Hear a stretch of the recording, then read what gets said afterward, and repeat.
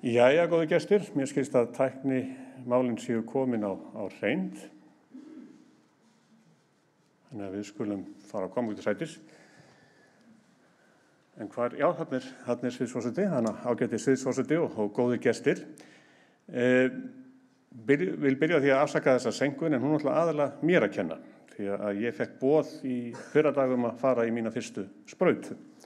Og það skýrir líka útganginn á mér að ég er náttúrulega bara í sumarskyrtunni.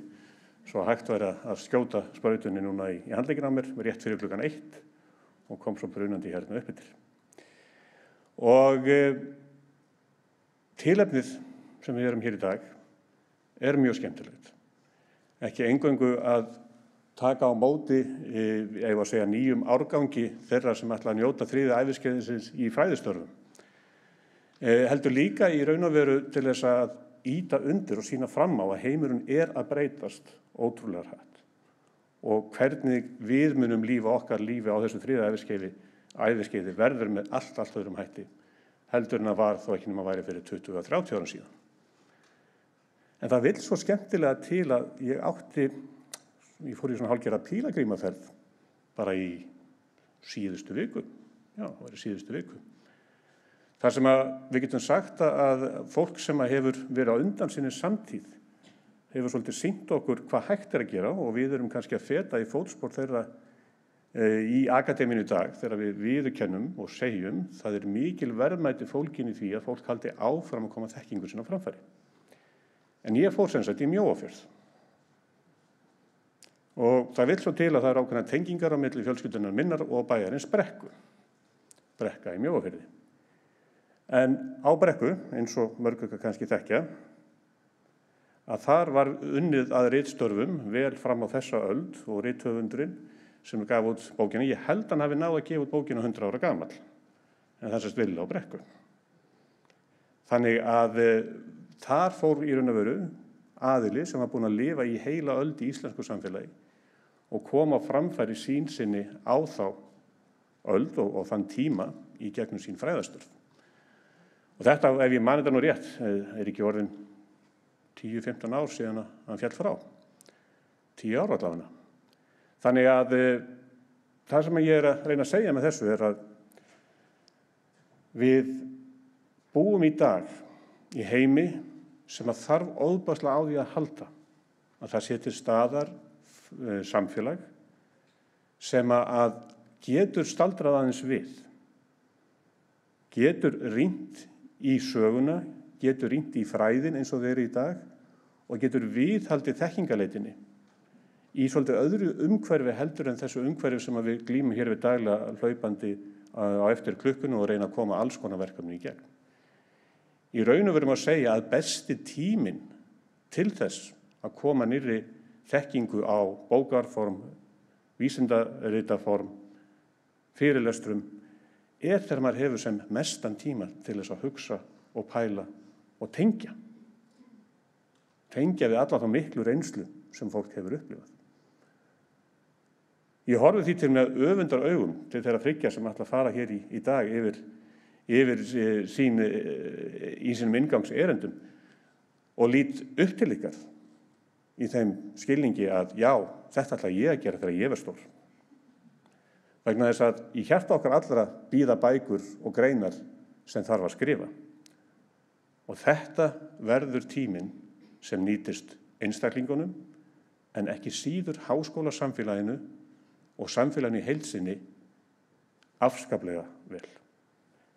Mér þykir hins vegar miður að skyldurnar mín að kalla, talandi að við höfum ekki tíma til að sinna því sem við höfum áhuga á og þarf að stökkva á háskólaráðsfund, en vil óska Emmi Theresiarssonum innilega til hamingju og hlakka til að fá að heyra af erindum ykkar síðar í dag. Heilbrigðisvísindasviði vil ég óska innilega til hamingju með að hafa svo öflugan hóp í sínu rannsóknarumhverfi í næstu árin og Háskólanum á Akureyri vil ég óska innilega til hamingju með að geta búið til umhverfi þar sem við getum haldið áfram á okkar eigin forsendum að sinna fræðastörfum samfélaginu og heiminum til góða. Eigið góðan og skemmtilegan dag og ég vonast til að geta náð að kíkja til ykkar áður en að dagskrá er búin en við skulum sjá hvernig háskólaráðsfundur fer.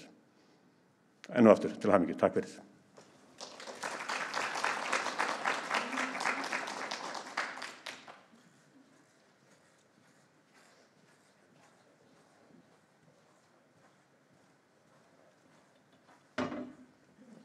Komið sæl.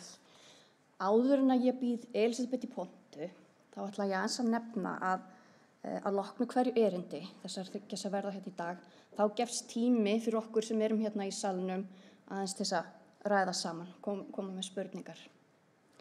En bara að því sögðu langar mig að bjóða Elísabetu Hjörleifsdóttur í pontu, en erindið í dag er áhrif langvinnra og lífsógnandi sjúkdóma á sjúklinga og fjölskyldur þeirra, íslenskar rannsóknir yfir 30 ára tímabil.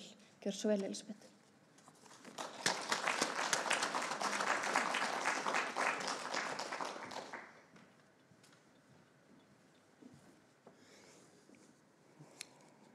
Kæra samstarfsfólk og góði gestir, ég ætla ekki að vera hér næstu 30 árin, þá hefur svolítið svona verið, fannst rektor gefa það eins í skinn, kannski að við erum hérna, þetta yfir 30 ára tímabil, ég verð ekki hér í 30 ári viðbót í rannsóknum eða neinu.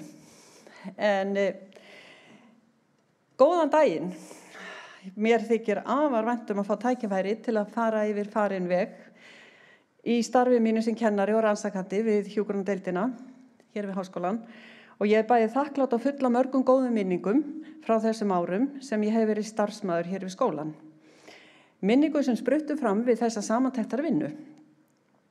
Ég er nú ekki alveg hætt samt og ég mun sinna ákveðnum störfum eins og rektor búin að svona í að. En ég er þó samt orðin ein af þeim sem leyfir mér að hugsa til allra þeirra nemenda sem ég tók á móti þegar þeir mættu til náms á fyrstu önnina þeirra í hjúkrunarnáminu. Það var ótrúlega ánægilegt að sjá öll þessi andlit ár eftir ár svo áhugasöm og ákveðin í að verða frábærir hjúkrunarfræðingar. Og þetta breyttist ekkert, þrátt fyrir það að þetta breyttist yfir í samkeppnispróf eftir að ég byrjaði og ég vissum að margir þessir hafa náð því takmarki að verða frábærir hjúkrunarfræðingar. Og ég mun í þessum fyrirlestri mínum ekki fjalla allar rannsóknir og ritverk, við vitum öll að það er hitt og þetta og hér og þar og allstaðar. Ég reyndi að velja og hafa svona eitthvað þráð í þessu, eins og við segjum við nemendurnar, flæði, þráðurinn ekki nógu góður hjá þér og svona, og þetta er allt í einni kassu hjá mér en þið bara afsakið það þá. En ég hef sem sagt fyrst og fremst beint sjónum að samskiptum sem eiga sér stað á milli heilbrigðisstarfsfólks og þá aðalega á milli hjúkrunarfræðinga og einstaklinga sem hafa greinst með krabbamein og er í meðferð og þá ýmist lækningameðferð eða við einkennum eða í lífslokameðferð. En síðan hafa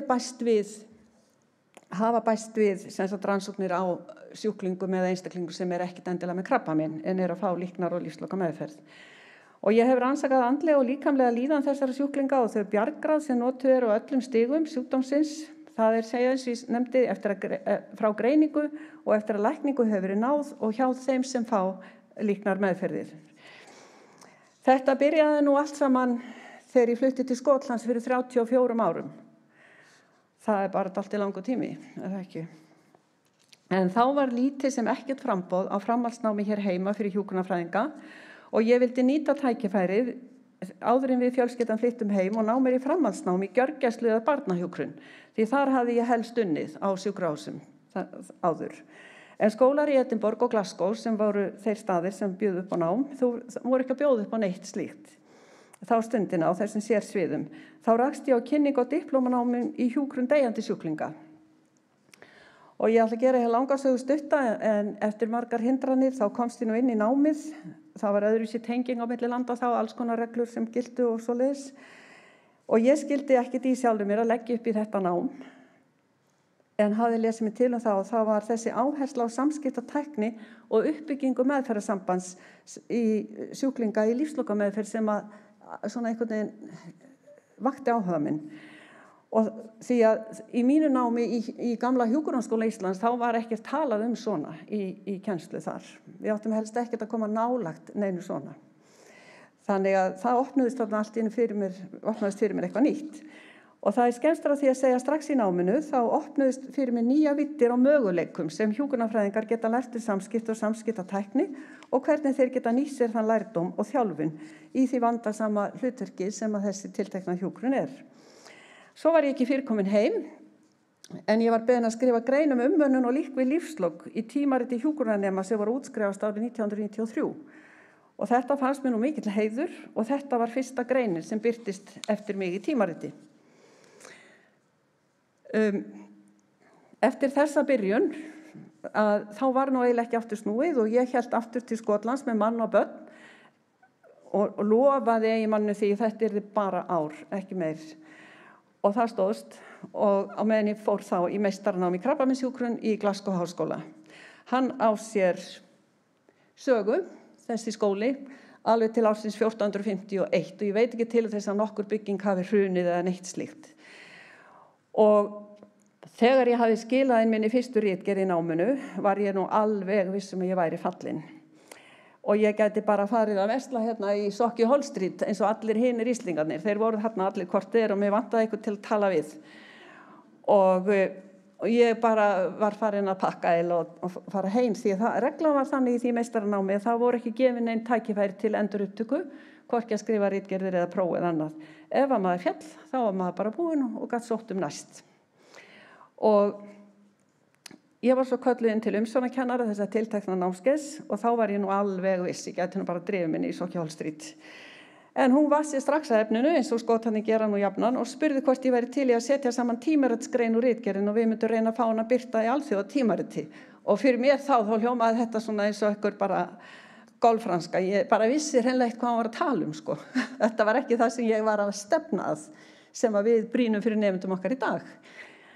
Og ég svona reyndi að segja henni að þetta var einhver misskilningur, það var ekki mín ritgerð sem að hún væri að tala hér. En henni tókst nú að samfæra mig og úr því varð hérna þessi efri ritgerð sem að birtist svo. Og svo fjallaði meistararannsóknin mín, þar talaði við hjúkrunarnemar sem voru að ljúka 4 ára háskólanámi. Og það þessi neðri hér. Og þá var ég komin alveg hreint á kafi að tengja samskipti inn í þar sem ég átti svo eftir að gera. Og þá fannst mér nú þetta vera alveg komið nóg því ég hafði allan tíman unnið við hjúkrun og var komið vel áleiðis með þróun og uppbyggingu sérhæfðrar líknar og lífslokameðferðar á Akureyri og nágrenni í góðri samvinnu við sjúkrahúsið. Og þá sérstaklega við 2 lækna, Friðrik Ingvarsson og Nick Garglia. Þeir stóðu með mér alveg eins og klettar.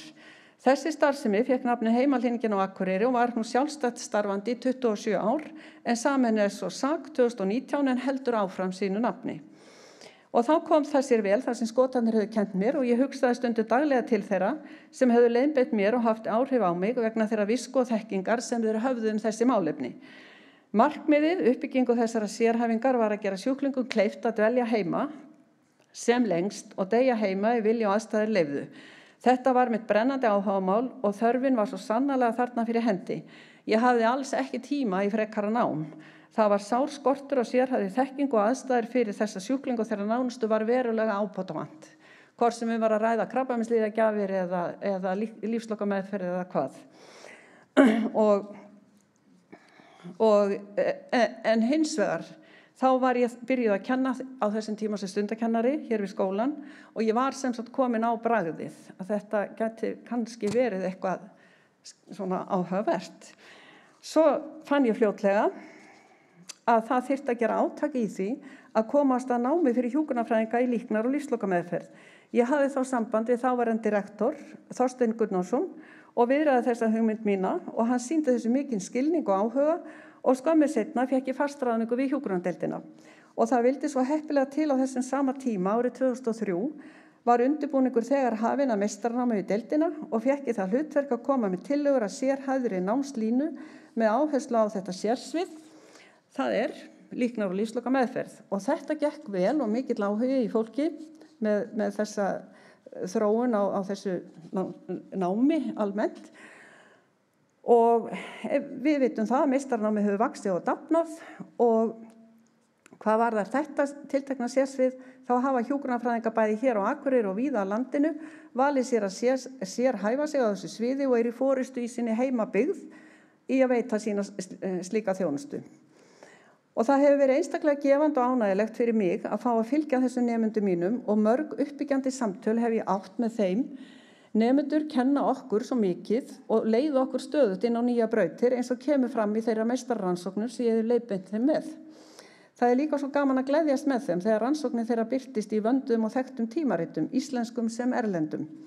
Mér verður þá oft hugsað til minnar eigin frumraunar sem ég nefndi hér upphafi og hef líka notað þá sögu þegar sjálfstraust nemenda minna týnist allt í einu. Og þið vitið sem að hafi unnið með mér í allir ári minnst gaman að segja sögur, en ég ætla að sleppa því núna. Ég var búin að skrifa hana en ég delítaði öllu. Hittu setna bara með það.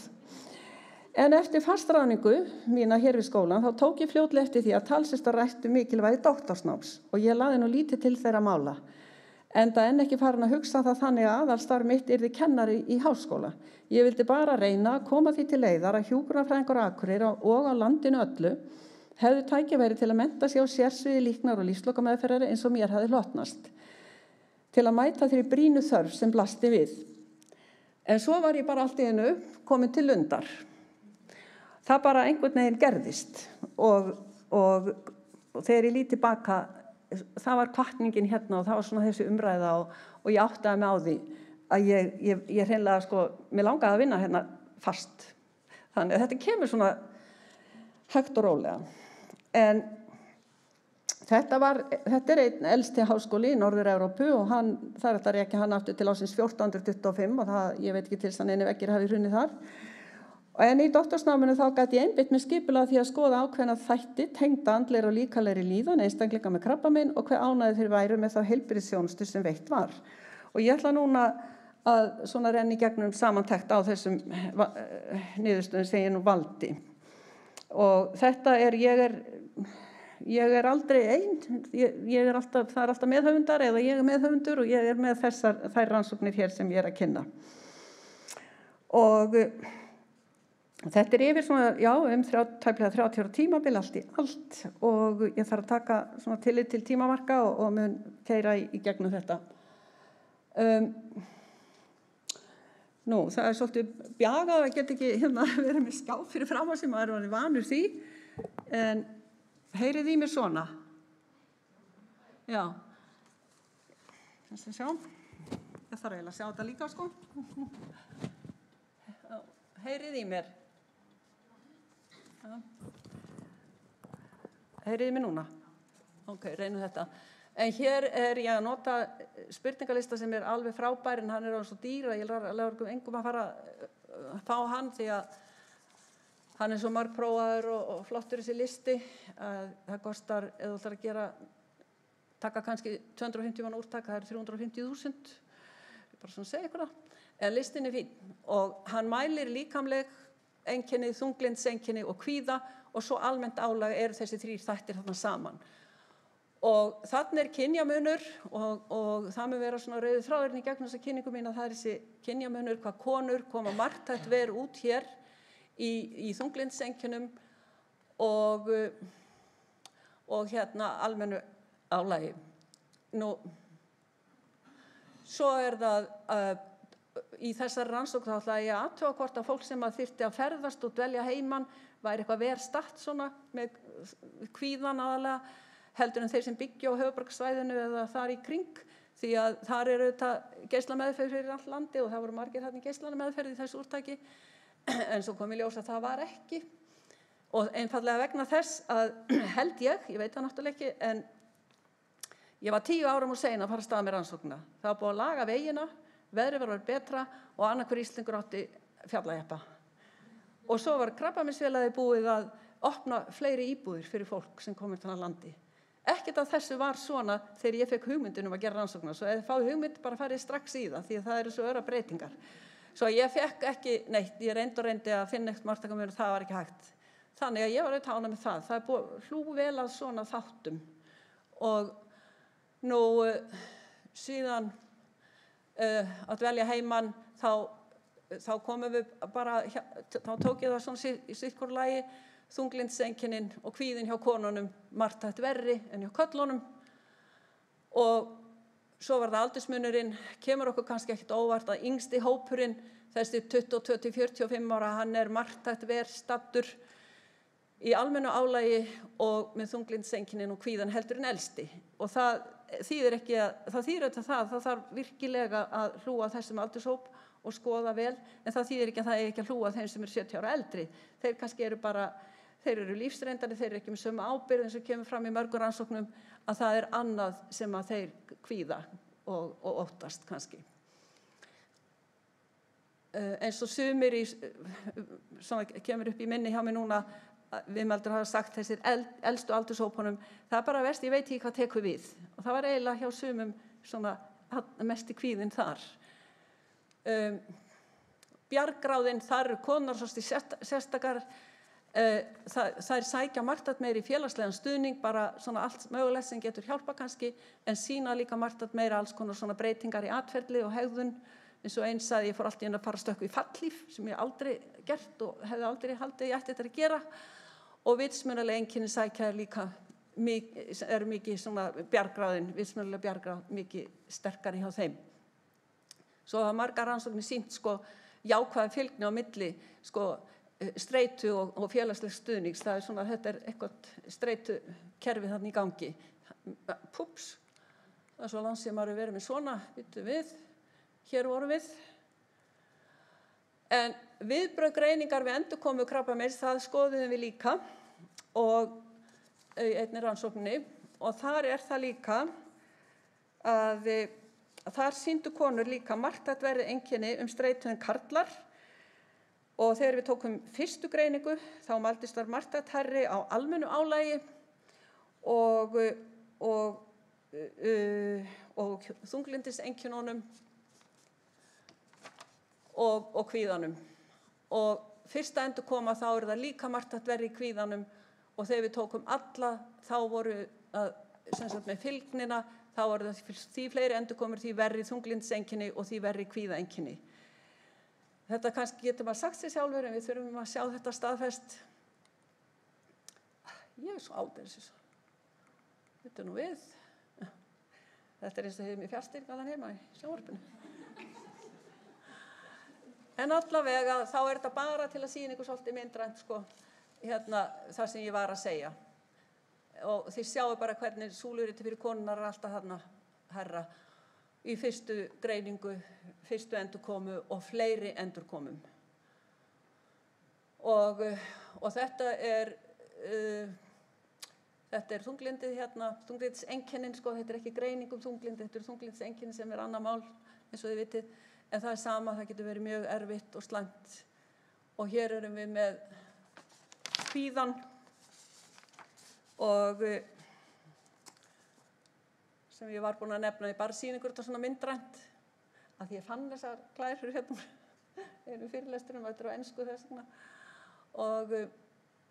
Og svo er hér ein tilvitnun. Þetta var gríðarlega mikið áfall fyrst og biðin eftir svari og sýnatökunni. Það var mjög erfiður tími. Það er auðvitað alltaf þannig með krabbamein, einhvern veginn er maður alltaf hræddur, það er þetta orð krabbamein, þú veist hvað ég meina. Svo er það ánægði með þjónustuna sem að við höfum ýmsar, já, var ég fínt að taka þetta. Svo ég steinleggi nú ekki hérna. En allavega þá erum við nú með einhverjar tölur það. Og það er skortur á mælingum ánægði með þjónustu hjá þeim sem fá meðferð, sem sjúklingunum sjálfum og enn meiri skortur á þeim sem eru að fá lífslokameðferð og algjör skortur á þeim sem eru að fá lífslokameðferð en skortur á líknar rannsóknum á þeim sem fá líknarmeðferð.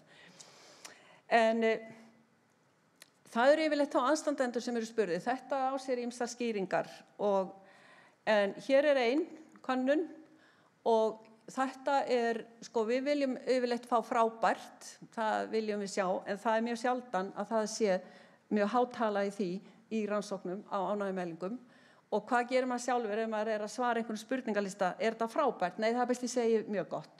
Þetta er mjög þekkt, en framkom á störf hjúkrunarfræðinga, mjög gott 44,6. Við höfum kannski vilja hafa þetta hærra og frábært 36,8. Þetta voru sjúklingar á göngudeild sem er að svara hér. Á göngudeildum fyrir meðferð vegna krabbameins. Læknar, þeir skríða aðeins yfir hjúkrunarfræðingana í mjög gott.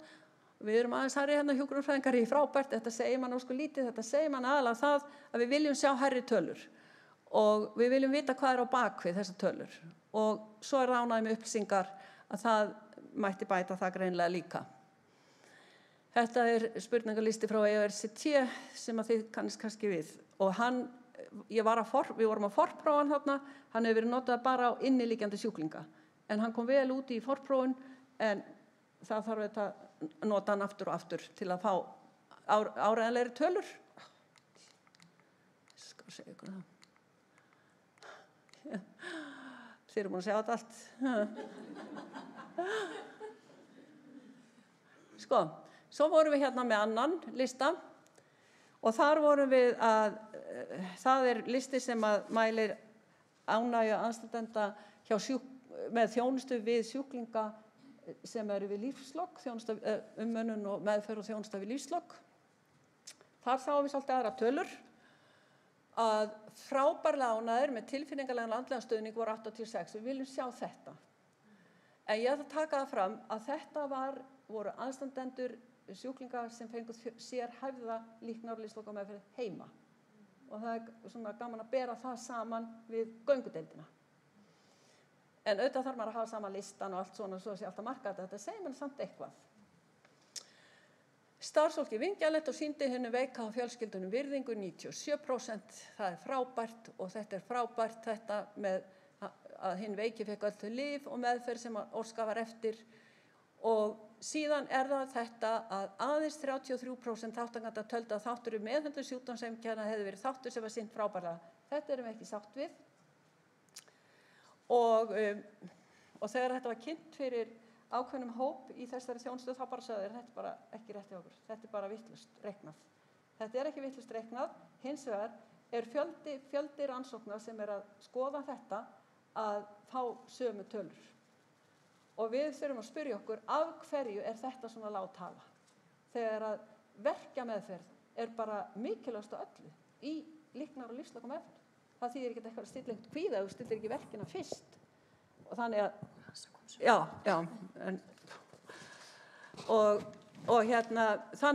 og svo líka þarna að í rannsóknir hafa líka verið að álykta að það fer eftir aldri þeirra sem eru veikir. Ef þetta ungt fólk þá aðstandendur mikið meira í angist og örviljan og vanmætti. Þannig það svo margt sem að getur komið þarna inn. Og maður þarf að vita þetta svo maður geti einbeitt sér að þessu með mismunandi aðferðin líka í frekari rannsóknum. Þetta bara mynd sem ég held upp á hérna, kyrrð og ró og friður. Og svo ætla ég að halda áfram og þá einbeiti ég með svona samskiptum og aðeins tek hérna tölur sem eru svona yfirleitt svipaðar hérna hvar dánastaður Þið þekkið þessar tölur örugglega notað þetta í ykkar rannsóknum eitthvað. Og hérna ég að vitna til rannsóknum sem voru megindlegar og eigindlegar og hér fengum við sterkar niðurstöður sem gefa okkur til kynna hvað gott og hvað megi bæta. Það eitthvað merkinn tíma hérna. Það bara frjáls tími. Það kom að því sko, fyrir 30 ár. Maður alltaf þetta. Ok, en sko, það var svolítið sláandi sem við fengum í þessum rannsóknum og alls ekki allt meðferð og umönnun krabbasjúklinga, þetta blandað orðið núna sem ég að segja hér. En við sem rannsakendur, okkur ber skylda til að koma því á framfæri sem þáttakendur segja. Við mögum aldrei, eins og við vitið, segja sko, nei, guð, ég get ekki látið þetta sjást. Þó að þessir hafi sagt þetta þá, nei, sleppum þessu, það má ekki sko. Þess vegna þetta nú hér, það sem ég týndi til og hér eru bráðalegudeildir sem voru hér til skoðunar og þetta eru aðstandendur og þetta þessi tengslamyndun. Það kom allstaðar í öllum þau rannsóknum sem ég hef komið nálagt, það tengslamyndunum mikilvægust. Hún mikilvægari heldur en sko, umhverfið og staðurinn. Mjög sterkt kemur það fram. Og að starfsfólki að skapa góðar aðstæður oft við erfiðar aðstæður og bráðalegu deildum. Þetta, sko, og lýsingarnar, hvernig sko, hjúkrunarfræðingarnir bara lyftu grettustaki og bara breyttu þess vegna gjörgjörsludeild sko, í smá skika fyrir lífsloka meðferðina. Og það alls konar lýsingar til í alls konar rannsóknum á þessu. Það svo margt hægt. Og það náttúrulega erill. Guð minn góður, já, maður fer fram og horfi, þetta bara allt á Spaninu. Og lýsingarna voru þannig að það var allt á Spaninu. En starfsfólkið þekkti hana og vissu hvernig það eftir að koma fram við hana. Ég held líka að það sé betra að vera á einhverju stað sem maður þekkir á spítalinu, vera ekki flutt á einhverja líknudeild. Þetta bráðalegudeild inn á Landspítala sem að ræða hér.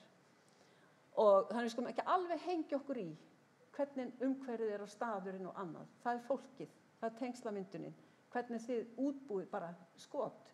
Og nú meira og meira farið alla Evrópu farið að þegar verið að setja upp líknadeildir, þá það alveg eins inn á bráðaspítölum eins og einhvers staðar út í sveit. Og fólk lýsir því í rannsóknum, ég bara opnaði dyrnar og þá ég bara komin inn í himnaríki. Það bara heyrðist ekkert og þetta var bara okkar staður hér inni. En allt í kring voru einhverja svona busy deildir sko. Þetta ný hugsun að ríða sér til rúms í þessu alla Evrópu. Sem að ég mjög fylgjandi. Og ég hef komið líka að skoða líknarheimili eins og á Ítalíu út í sveit, það svo fallegu lítill kastali. Það ekki nokkuð maður, það engin bíll á bílastæðinu og ekki neitt. Og ég vildi ekki fara svoleiðis stað. Og svo voru allir svo veikir sem voru þar að því að það samkvæmt ítölskum lögum, þá má enginn fara á líknardeild nema negi mánuð eftir ólifað. Mánuð eftir. Það samkvæmt lögum.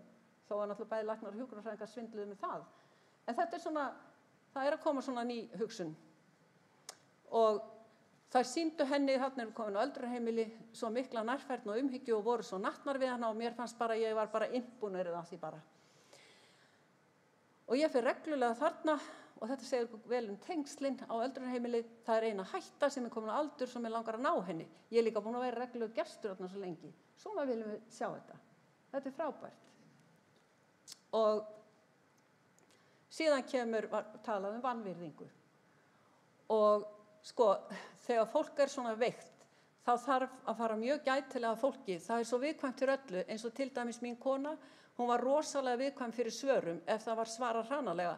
Fólk á þessu stigi alveg ofboðslega viðkvæmt. Ég sagði við hann, starfsmanninn í umönnun, að hann væri með lifandi manneskju og hérna hann ætti bara að fara í bifvélavirkjun en ekki að vera í þessu fyrst hugurinn væri svona reikandi að hann gat ekki haldið sig við sjúklinginn. Við þurfum bara að huglega, erum við að sjá þetta? Erum við að sjá svona? Einhver með gemsan hérna, já, ég skal koma rétt strax, já, það segja eitthvað svona. Engin áhugi. Og þetta bara ein tilvitnun, við sáum margar fleiri lýsingar svona, því miður. Og mér fannst erfitt að hafa ekki stjórnina. Hér aðstandandi sem var að fara með sinn ástvin á öldrunarheimili sem var komin með Alzheimer á háu stigi. Ég var ekkert ánægð með það sem var gert og treysta einhverjum öðrum fyrir því sem því dýrmætast og sjá að manneskjan ekki traustsins verð, ekki að standa sig, þurfa að skilja pappa eftir á öldrunarheimilinu og hafa engin úrræði, það ógeðslega erfitt. Þetta að manneskjan sem á að hugsa hann, horfir á hann og bara don't care, fer alveg sama, sko, fer bara í síman að gera eitthvað annað. Þetta varnarleysi alveg óþolandi og gerði þessa dölarhreinu helvíti. Mér ber skylda til að, og okkur, við vorum fleiri höfundar þarna, okkur ber skylda til að komast til skila, þannig hver og einn geti svona litið í barm, litið í kringu sig á vinnustöðum og gripið inn í ef að þetta að eiga sér stað. Því enginn okkar vill hafa þetta svona. Og þetta sjálfsagt einhverjir örfáir miðað við alla hina, ég veit ekkert það, en við þurfum að fylgjast vel með þessu og fylgja þess eftir. Síðan var það annað sem að margir töluðum, þá voru ekki allir sem nefndu það, en það voru of margir og ég dreif þetta fram hér, að það var mikil truflun á dýrahaldi. Og þá var það ekki bara verið að tala hlaupandi kisur út allt, eins og þær nú yndislegar, heldur var líka verið að tala lömb og það var verið að tala hunda og maður svona, okkur fannst nú höfundunum að við yrðum að koma þessu til skila. Þetta hægt að skoða og laga, þannig að þessi hægt að koma til móts við þarfir fólks og það dýrum væri hreinlega þröngvað upp á íbúðaheimilisins án þeirra samþykkis og að umönnun dýra væri tekin fram yfir umönnun ástvina. Þetta alveg bein tilvitnun frá einum og samningar hvernig hægt að halda kettinum í burtu, ekki vel tekið af starfsfólki og alls ekki hlusta á þá. Við fengum þó nokkuð marga sem ræddu þetta sérstaklega. Og eins og einn sagði og við reyndum. Svo þegar mamma dó, þá ætluðum við að fá að tala þetta aftur, en við vorum öll svo örmagna að reyna að ræða þetta að það varð ekkert úr því. Svo veit ég ekkert meir, ég veit ekkert hvað var svo. Ég var bara rannsakandi og við. Reyndar tók ég ekki þetta viðtal, en þessu var lýst sem algjöru virðingarleysi gagnvart ástvini þeirra sem var í viðkvæmri stöðu og reiði og örvæntingu. Og síðan erum við að fara bara til hjúkrunarnema og hjúkrunarfræðinga í lokin og líta aðeins á það. Því að það nú oft hjúkrunarfræðingar sem að vinna við þetta, kannski daginn út og daginn inn, eru nú oft spurðir hvernig farið þið að þessu, hvernig hafið þið dug og þor, hver hjálpar ykkur, hvernig og það engin einföld svör við því. Ég hef búin að vera í þessu starfi 20 eitthvað ár í klínik, svona með smá hægði á mér í því, af því það var gaman hér, allt yfir sinn tíma, eins og maður segir, en allavega, þá það bara þannig, maður þarf að vinna í góðu teymi. Og það höfum við alltaf gert í þessari sérhæfðu meðferð og það líka, það sem við fáum, það frá sjúklingunum og aðstandendunum, það gefur okkur kraftin. Ég hef ekkert annars svar. Þeir sem þurfa að leita sér hjálpar og aðstoðar utan við, það gera þeir þá bara og það bara gott mál ef þeir eru þörf fyrir það. En það hafa verið skoðaðar, þetta hefur verið skoðað þetta mín meistarrannsókn sem ég vitna til hér, enda hún sem sagt orðin 20 ára gömul og jafnvel í dag þá ákveðin kúltúr á deildum ef þú ert ekki á harða hlaupum, sveittur og reynar að gera 10 hluti á sama tíma, ef þú ert ekki að gera það, þá ert ekki að vinna. Það áhyggjuefni að ef þú situr og tala við sjúklingi þá ert eiginlega ekki að vinna. Og svo sagði annar, við sátum þarna og spjölluðum eitthvað sem enginn hafði gert með henni áður, ég var bara með tárin í augunum, sérðu hvernig henni leið og hún spurði mig, ég með krabbamein? Ég veit ekki, við þurfum að spyrja okkur, erum að undirbúa nemana nógu vel fyrir þetta? Þeir eru nefnilega að lenda í þessu. Hvernig undirbúum við nemana fyrir þetta? Nú komin hermikennsla hér í klínísku námi við skólan og ég horfi mjög mikið til þess að við sé ekki lengur fastur kennari að hermikennslan, hún notuð í svona að þjálfa nemana í þessu. Og ég einmitt nýbúin að ritrýna grein þar sem var verið að prófa þetta í Bretlandi með hermikennslu.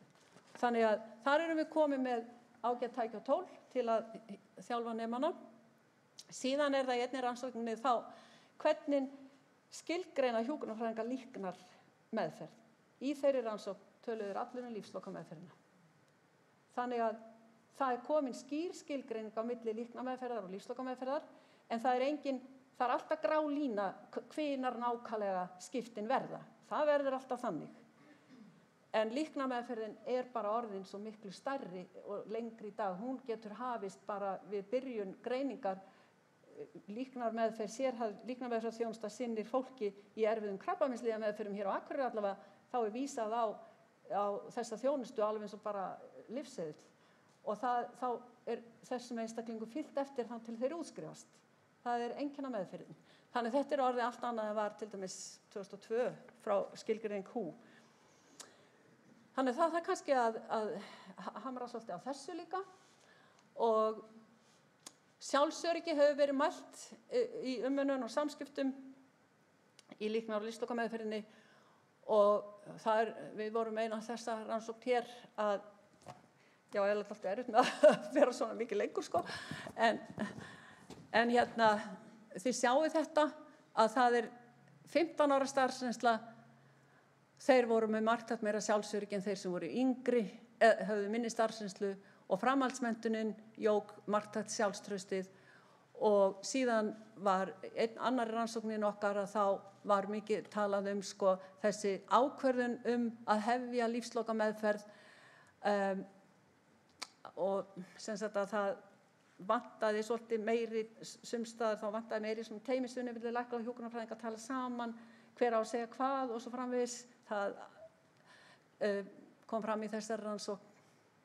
Kæmi fram að enginn hefði rætt í sjúklingin að draga úr núverandi meðferð eða spyrja hann Viljáns og óskir. Þetta þýðir ekkert að það sé allstaðar svona, en bara vakandi fyrir því og ég held að þetta maður byrja fyrr að hugsa að draga meðferðinni, við erum alltaf að reyna að bjarga öllum, þetta bráðalegu deild hérna og kannski bara erfitt að sleppa hendina sjúklingnum og þarna var líka í þessari sömu rannsókn voru hjúkrunarfræðingar lýsaði við höldum að nú sé hann alveg komin í terminal care, semst nú lífslokameðferðin að hefjast, þá allt í einu hressist hann við og maður hugsar, það var nú gott að við hérna, og svo þetta svolítið svona þannig það eins og ég segi, þetta ekki eitthvað bara svart og hvítt en þá fer þetta nú að verða búið og hjúkrunarfræðingarnir í rannsókn og streitu og kulnun hjá okkur og bjargráðum að þá var það mjög sterkt að því yngri því verra voru þeir haldnir 40 ára og yngri margt meiri streita en hjá 40 ára eldri svo maður heyrt þessar eldri eru nú bara alveg út brunnar það bara alveg þveröfugt sem við erum að fá hérna í þessar rannsókn og þegar maður gerir rannsóknir svo viti þá fyrir maður að lesa aðra rannsóknir það sama og þær eru bara að sína þetta sama og starfaði 10 ára eða skemur starfsaldurinn margt meiri streita og yngri en 40 ára margt verri kulnunareinkenni á öllum þáttunum sem þessi kulnunarlisti mælir. Persónutengt, starfstengt og skjólstæðistengt. Hvað eru þá rannsóknir að segja þetta? Þær eru bara einfaldlega að segja og ég svo hjartalega sammála ég hef alltaf verið að hættum að einblína á vinnustaðinn. Að vinnustaðurinn sé orsök þess að fólk sé allt í einu orði yfirkeyrt. Og það eru fleiri og fleiri rannsóknir út allan heim að fara að benda á þetta. Og það sem sagt að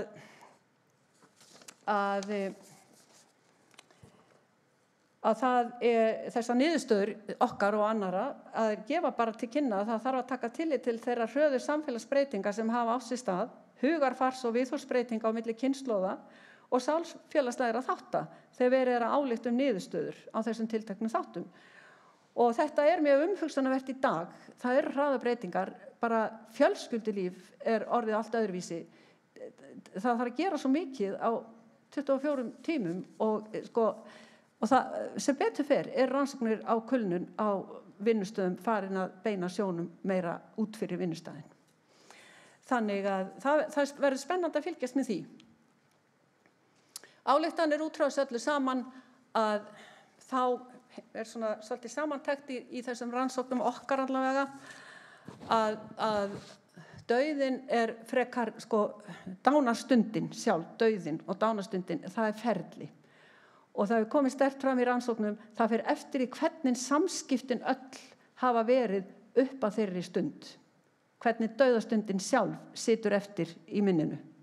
Mér finnst það mjög athyglisvert og svo það að þessi mannlegi þáttur, hann skiptir meira máli heldur en tegund deildar.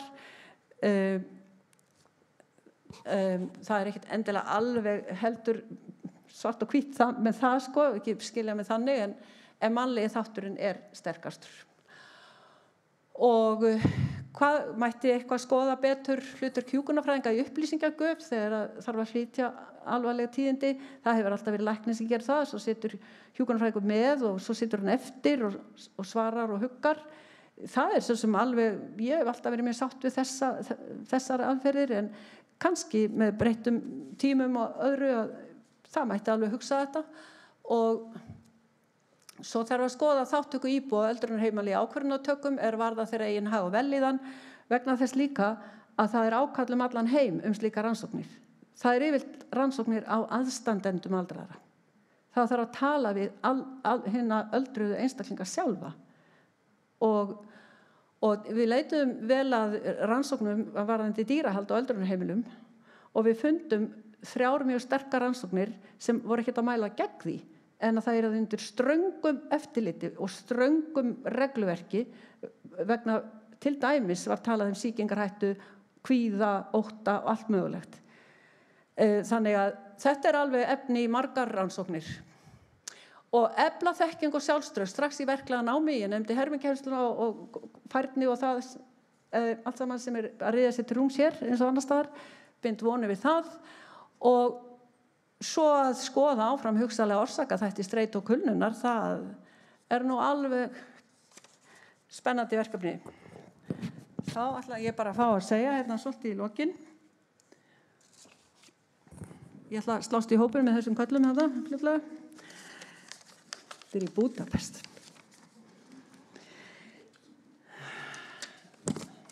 En ég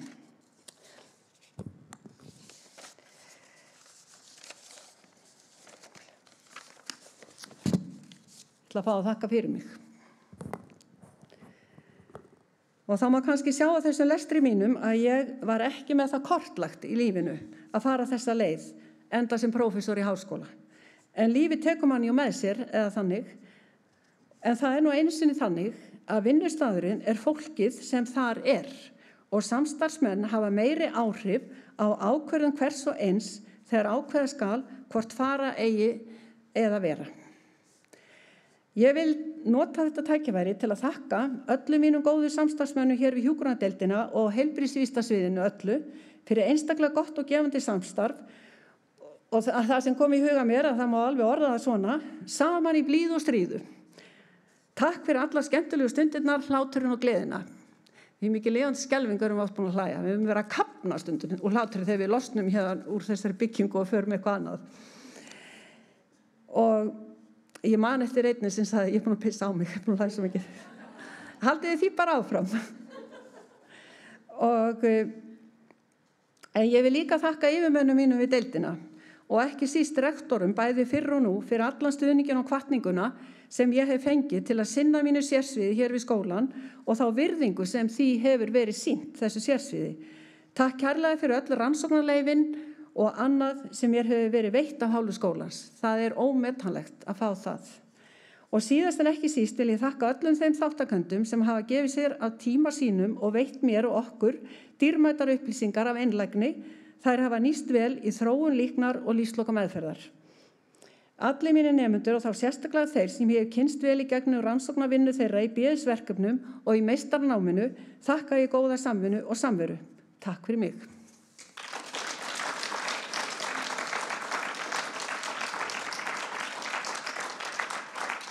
Já. Kemur stjórnandinn hérna. Mér langar bara að segja takk kærlega, Elisabeth. Kærlega fyrir þitt framlag til vísindana á þessu mikilvæga málefni og takk fyrir allar sögurnar. Ég vona að við erum eftir að hlæja ofta þeim. Þeir sem nú ekki hérna Háskóla Akureyrar fólk, það nefnilega, ég heiti Nýja Ingibjörg Sigurðardóttir, sögðar einsinni. Þá samdi ég sögu í einni skemmtiferðin okkar og hún var af gefnu tilefni og þar með var ég orðin Ingibjörg Sigurðardóttir ef þið hafið lesið eitthvað eftir hana.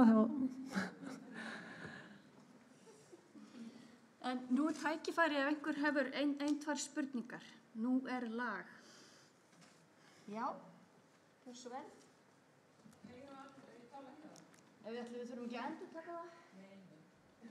Innilega þakka fyrir þetta erindi. Ég persónulega vinkona Elisabethar og mjög gaman sem að fengja að koma og hlusta á.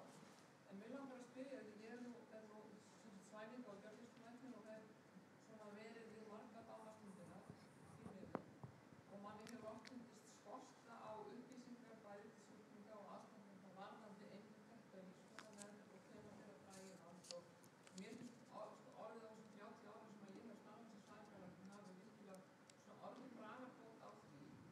Og ég vil bara spyrja, ertu sammála því?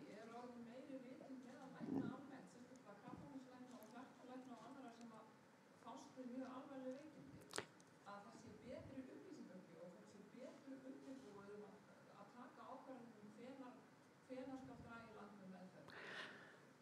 Ok, átti ég ekki að endurtaka spurninguna? Já, hvort það væri spurning hérna, hvort það væri orðin betri upplýsingagjöf og betra svona, já, mann kallaði kannski bara upplýsingagjöf til sjúklinga aðstandenda og milli teymisins hvenær bæri að, hvernig orðað það? Að bara draga í land með meðferð? Já, draga í land með, já, hvenær skuli hefja lífsloka meðferð, það sem dregið úr þeirri meðferð, lyfjameðferð til dæmis sem verið hefur, sem dæmi bara hjartasjúklingur á hjartalyfjónum sínum, það tekið, bara svona til að skýra hvað við erum að tala tekið út. Mér finnst sjálfri, bara, og ég tala bara af minni eigin reynslu, og þá finnst mér það hafa batnað. Ég hef náttúrulega, ég get hugsað svo langt eftir í tíman, þá bara var enginn yfirleitt að tala eitthvað saman þetta. Þannig það margt mjög jákvætt sem að hefur orðið til. En ég hins vegar alveg sannfærð það og eftir þessa viðtalsrannsóknir við hjúkrunarfræðinga að þá þarf að gera betur.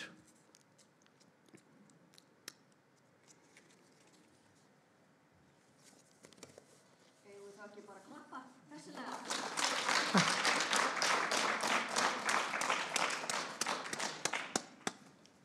Við þökkum Elísabetu kærlega fyrir þetta. Nú spurning hvað verður glærurnar. Það svo gaman þegar að háskóli sem svo fínn í allri tækni og sveigjanlegu námi þegar að hluti gangi ekki upp svo þegar það á reyninni. Jú, þetta komið upp. Aðeins að. Flott. Þá bara ekkert annað eftir en að bjóða Finnboga. Finnboga Rúdd Þormósson í pontu og erindið ber titilinn Vöxtur, þroski og hnignun í 5 þáttum. Gjörðu svo vel.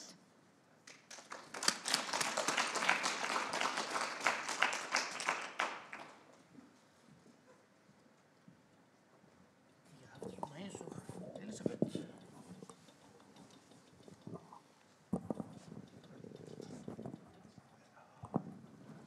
Svona þessi takk.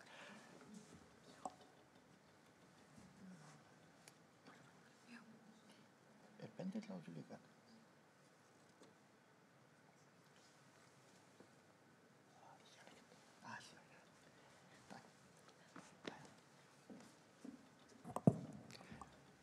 Kæra samtalsfólk og aðrir áhorfendur. Ég átti svolítið erfitt með að finna titil á þetta en þetta ber svolítið vott athyglisbrest flytjandans. Eins og gott að sjá að það klukka hér í salnum. Það sér sjaldan orðið klukkur upp á vegg þannig að ég get fylgst með tímanum. Ég held að arkitektum sé illa við klukkur. En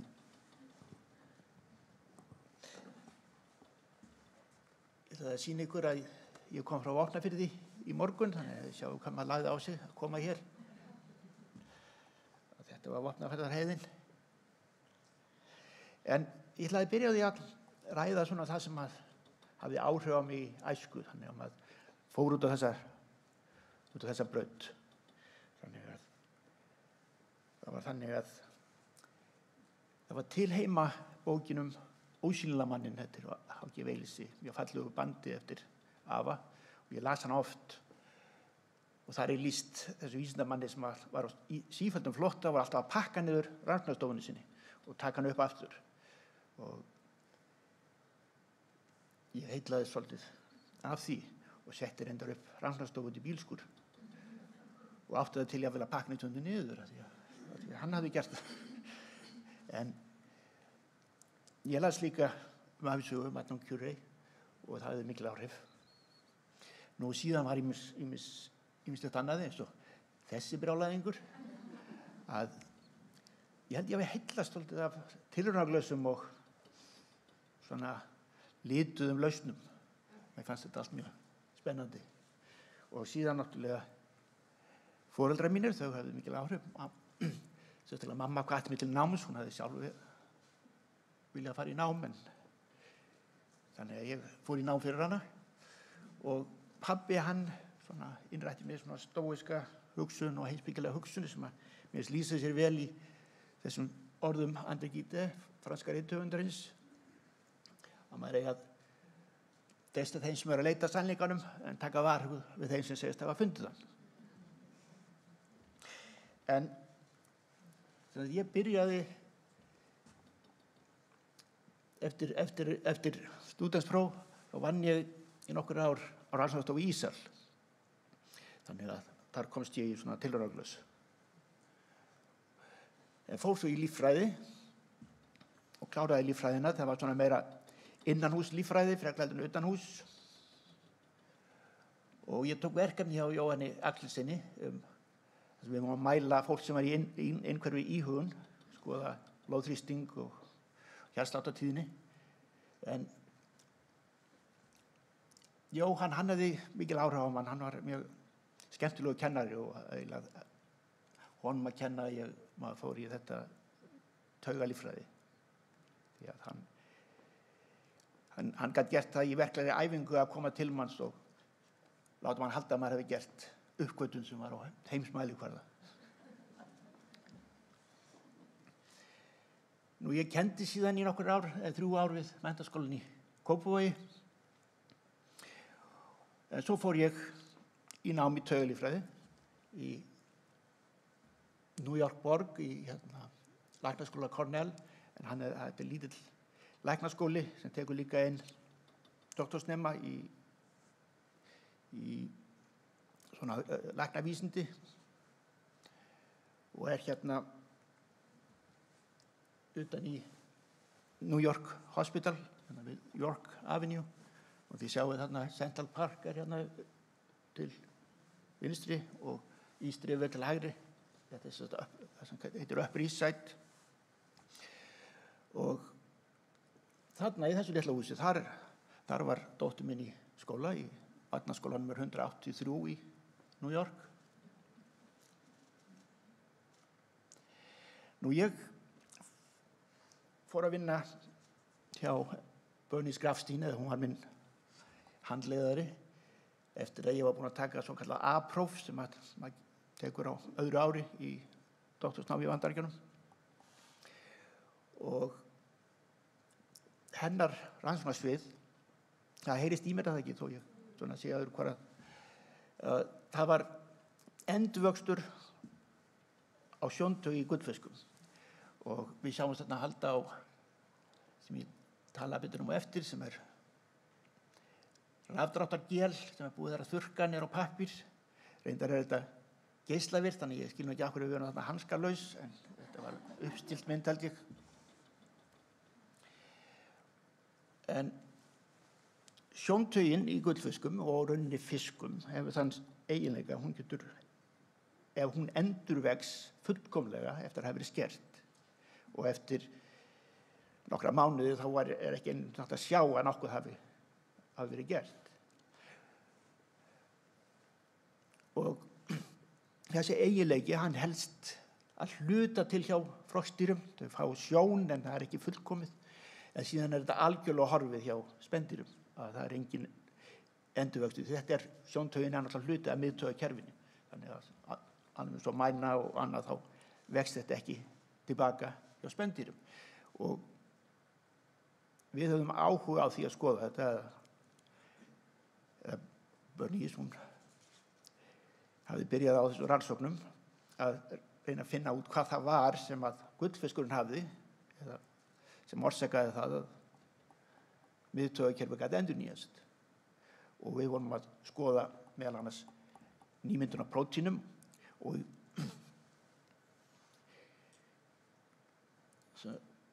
við skoðum þetta með svokölluðum tvívíðum rafdrætti. Það var svona ný tækni á þessum tíma þar sem hægt var að skilja prótín að annars vegar eftir hleðslu sem er í þessari mynd þarna, það er að skilja það í lárétta planinu eftir hleðslu og svo eftir stærð í lóðrétta planinu. Þannig er þetta að skilja að flókna blöndu af prótínum. Og við uppgötvuðum þarna prótín sem að við kölluðum SGP, hann kom í ljós að hafði verið skoðað áður og heitir ípendamin, en það hafði verið komið fram varðandi nám í gullfiskum, að þegar þeir lærðu að bregðast við ákveðnum aðstæðum þá jókst myndun þessa prótíns, en við fundum út að þetta jókst líka við endurvöxt á tauginni og það var töluvert mikil aukning, þannig að við höfðum mikinn áhuga á þessu og doktorsnámið fólst mikið í því að skoða þetta prótín og greina það. Nú, ég genum það meðal annars með því að sprauta geislaverkum amínósýrum inn í augað á gullfiskinum og á meðan á endurvexti stóð. Og þau prótín sem eru nýmyndast hratt, þau taka í sig mest af geislaverku amínósýru og síðan er þetta skilað á svona tvívíðu geli eins og listi og gelið er síðan sett eftir að það vera þurrkað niður á pappír eins og það sem við héldum á myndina áðan og það er sett á filmu og þá eru þau prótín sem geislavirk, þau skilja eftir sig mark á filmunni. Og hér efra gelið, það úr eðlri taug og neðra gelið úr endurvaxandi taug. Þannig að þarna sést hvað þetta prótín er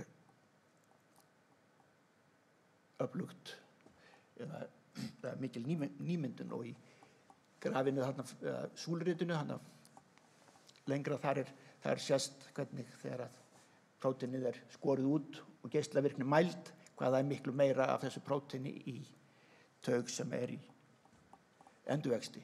Þannig að við höfum áhuga á því hvað þetta prótín var að gera og hvort að þetta gæti eitthvað hjálpa við endurvöxt hjá mannfólki.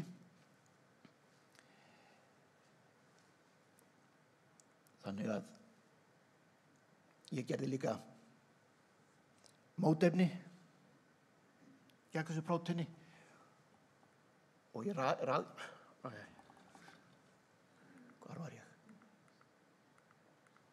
Já, ég gerði líka mótefni gegn prótíninu og í þessari mynd þá sést hvernig í endurvaxandi taug, eða það sem taugin kemur inn í þekjuvefinn, í þekjuna í heilanum, að þar þetta meira brúnt vegna þess að það meira af þessu prótíni.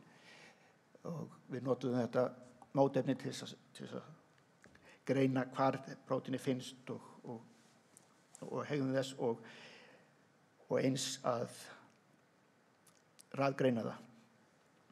En við raðgreinum hluta af því, en síðan var annar hópur sem lauk því að raðgreina það. En því miður þá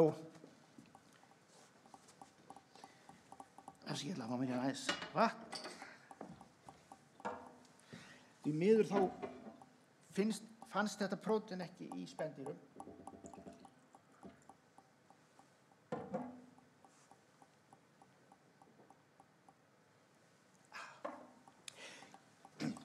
Já, þetta prótín það fannst ekki í spendýrum og þá minnkaði mikið áhugan á því hvað var það læknisfræðilegan tilgang. En það fannst síðar í stofnfrumum, en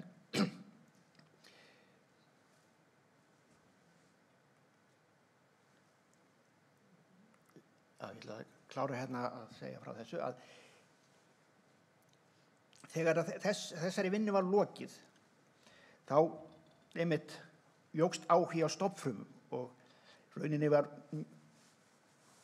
vinnan við svona rannsókn á endurvöxt á taugum snerist aðallega stofnfrumur næstu árun eftir. Ég man eftir að nokkrum árum eftir að ég hætti í doktorsnáminu var ég á ráðstefnu og þá voru allir að tala stofnfrumur og þeir eru allir sett stofnfrumur inn í eitthvað dýr sem höfðu orðið fyrir taugaskaða og allir sáu mikinn árangur.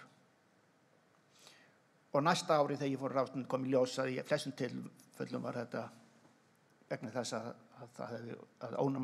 ónæmiskerfið hafði örvast við það að stofnfrumurnar voru settar inn og dýrin örvast og sýnt einhver viðbrögð og þetta gerði ekki neitt annað. Þetta sýnir hvernig oft þetta vísindin markast af því að það verið eldast við nýjustu tækni og svo það því miður þannig að margir vísindamenn eru með svolítið Jesús komplex og vilja vera þeir sem að fá innlamaða til þess að standa upp og í sjálfum sér stendur eftir að rannsaka til hlítar endurvöxt meðal annars í gullfiskum þar sem að fullkomin endurvöxt á sér stað vegna þess að menn eru eldast við hvar helst hann á árangri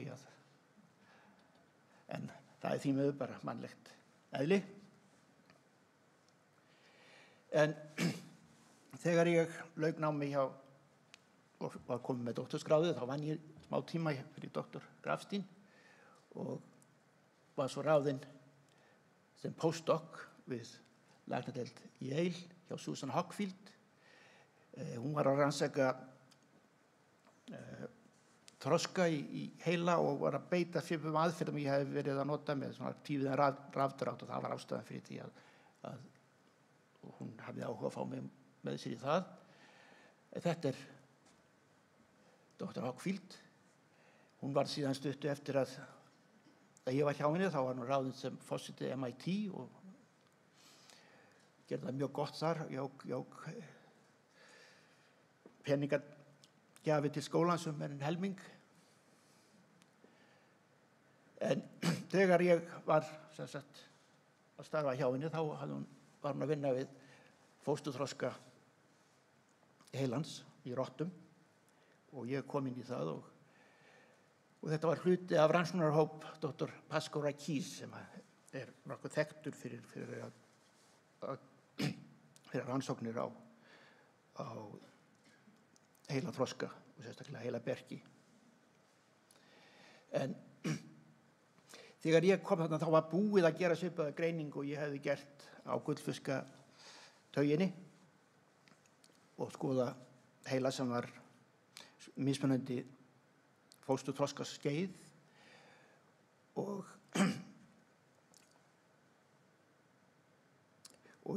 mitt starf fólst meira alveg því að einangra eitt af þessum prótínum með því að nota rauninni aðferð sem ég hafði þróað þegar ég var að búa til mótefnið í gullfiskum. En einnig þá hafði ég mikinn áhuga á að skoða breytingar á prótínum í kjarna. Það var aukinn áhugi þá á því hvernig nýmyndun prótína var í kjarnanum því að þar fer alltaf fram stýring á genunum. Þannig að við vorum að skoða það með því að gera svona tvívíðan rafdrátt. Þannig að sjáum við samanburð á 2 fósturskeiðum og síðan með því að nota myndgreiningu í tölvu og þá var hægt að greina hvaða prótínu væru hvar væri aukning á framleiðslu prótínsins og hvar hefði minnkað og hvað stóð í stað milli þessara tveggja þroskunar skeiða sem var dagur held ég 16 og 21 í rottuheila, fósturdagur. Þannig að en ég var ekkert mjög lengi þarna í þessu vegna þess að það var birt auglýsing frá rannsóknastofu í líffærafræði frá Hannesi Blöndal að hann var að leita starfsmanni svo ég sótti og dreif mig heim og fór að vinna hjá læknadeildinni með prófessor Hannesi Blöndal. En Hannes, hann hafði sérstaklega mikinn áhuga á íslenskri arfgengri heilablæðingu og svo ýmsum öðrum hrörnunarsjúkdómum, Alzheimer og því líku. En arfgeng heilablæðing, svo þið vantarlega þekkið, þetta er mjög skæður sjúkdómur sem eingöngu finnst á Íslandi. Það vísu var birt grein fyrir nokkrum mánuðum síðan þess að talið hafa fundið hjá króatískum innflytjanda í Bandaríkjunum, en það hefur ekkert komið úr því síðar og menn eru svona fannir að hallast að því að menn hafi ruglað saman sínu. Þeir voru líka með síni frá Íslandi á þessari rannsóknastofu. Allavega eru menn hættir að vitna í þessa grein. Þannig að þetta virðist vera algjörlega bundið við Ísland. Og þetta er mjög alvarleg sjúkdómur. Fólk fær heilablæðingar og deyr venjulega fyrir miðjan aldur. Og hann er ókynbundinn, hann er erfist ríkjandi og sem sagt vefjafræðilega þá sést að það eru uppsöfnun af svokölluðu mýlildi eða amyloid í heila æðarnar. Það sést þarna í þverskornum æðum öðrum megin lita brúnt og síðan er svona hólmánt eða heilar æðar sem eru litaði með þíóflavin sem að þegar það binst amyloidinu þá flúrljómar það og þá kemur þessi fallega mynd þarna af flúrljómandi æð, en þetta er amyloidið sem að ljómar þarna. En þetta sest sem sagt í veggi heila æðana og eyðileggur æðarnar og orsakar það er bresta og það verður heilablæðing eða blæðingin á heilan. Nú amyloidið, þetta er sérstök byggingaform og það geta mismunandi það eru mismunandi prótein sem geta myndað þetta. Þetta myndar það sem er kallað beta-pleated seeds, þannig að það eru viss prótein sem hafa þennan eiginleika að mynda þessar útfellingar og það eru yfir 20 ólík prótein eða prótein hlutar sem geta myndað svona þræði sem setjast í mismunandi líffæri og valda sjúkdóm. Og eitt sá þekktasti er sá sem kenndur við Alzheimer. Hann var just ekki, þegar ég var í námi þá heyrði maður ekkert mikið tala Alzheimer og þegar það var kennt að þá hét þetta dementia of the Alzheimer's type og það var lítið fjallað þetta í fjölmiðlum en það var breyttist fljótlega. En próteinið sem myndar amyloidið í þessari íslensku arfgengu heilablæðingu að það er cystatin C sem er með einni punkt stökkbreytingu sem orsakar það að það fellur út og myndar amyloid. Það er glýsín að skipta út fyrir lúsin í stöðu 28 sem við sjáum hér og eins þá sést að það vantar 10 fyrstu amínósýrurnar en þær eru vantarlega vegna þess að þær klippast af meðan að prótínið að falla út og þetta er prótínasa hemil sem finnst í öllum líkamsvessum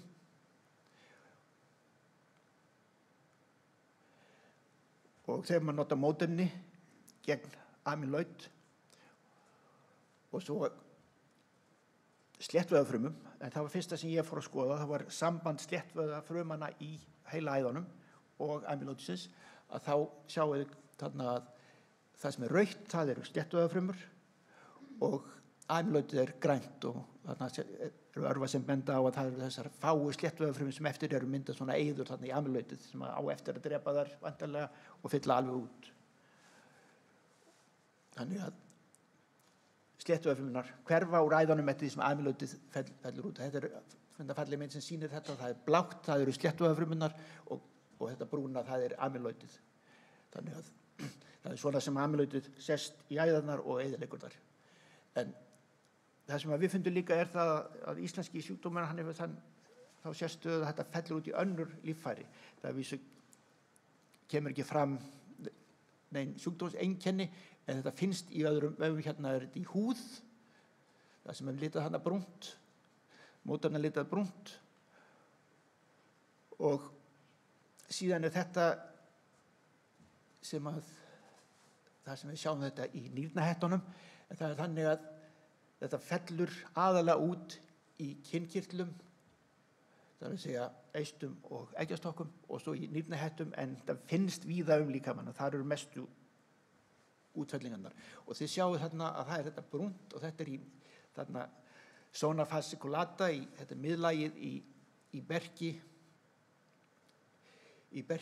nýrnahettunar og síðan er þetta sem er innfellt þarna, það er notað þetta sama þíoflavin sem ég talaði áðan sem flúrljómar þegar það beinist amyloidi, þannig að það staðfestir að þetta er amyloid sem þarna myndast og er gert úr cystatin C og er þarna afmarkað bara í þessu miðlagi sem okkur finnst sérstakt, en það er athyglisvert að þar eru framleiddir stresshormónar og það er vitað að stresshormónar það eru auka framleiðslu á cystatin C og það er mjög líklegt að það sé ástæðan. Þannig að við skoðum þetta líka í rafmyndarsmásjá, við sjáum þræðina, myndið það til hægri, það er þessi ferningur þarna sem er stækkaður upp og þið sjáum að það eru þræðir og síðan eru þessi svörtu doppur, það eru gullkorn sem eru bundið við mótefni og þegar þau bindast þráðunum og í rafmyndarsmásjá sökum þéttleika gullsins þá koma fram þessir svörtu doppur.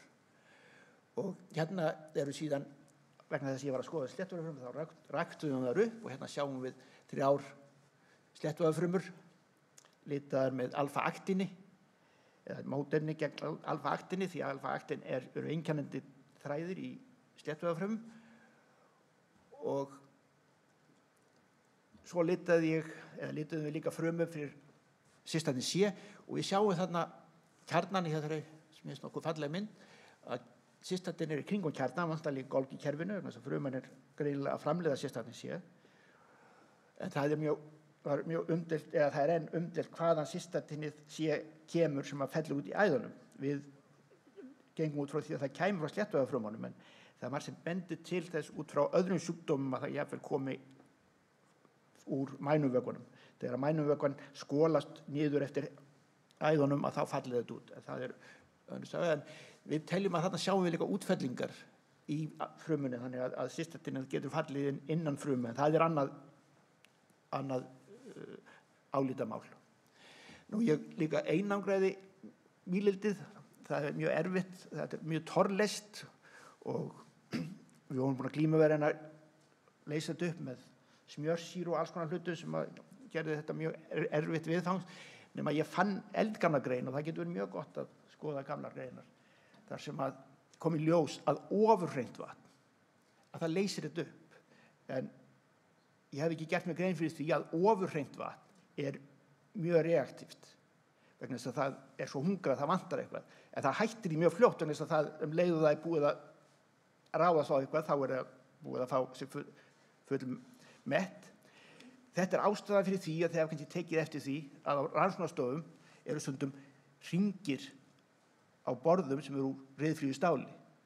Það vegna þess að þarna hefur ykkur verið að sulla með ofurhreint vatn að það bókstaflega setur mark sitt í ryðfríu stál.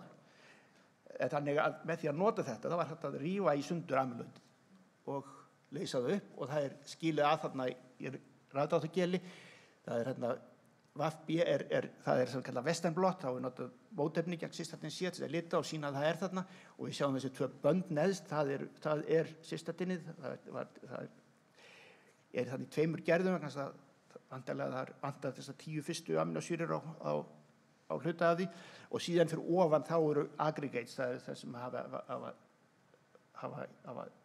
myndast þannig að það tvöfalt, þrefalt, fjórfalt sem myndast það fyrir ofan en með því að nota þetta hreinsaða amyloidefni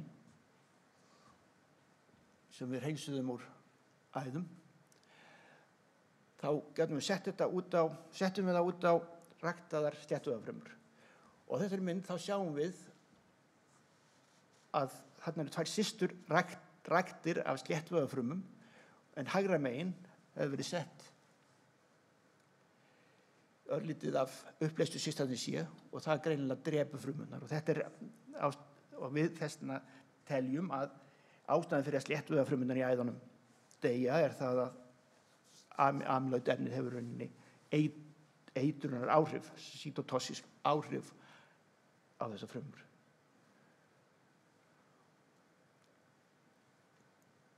En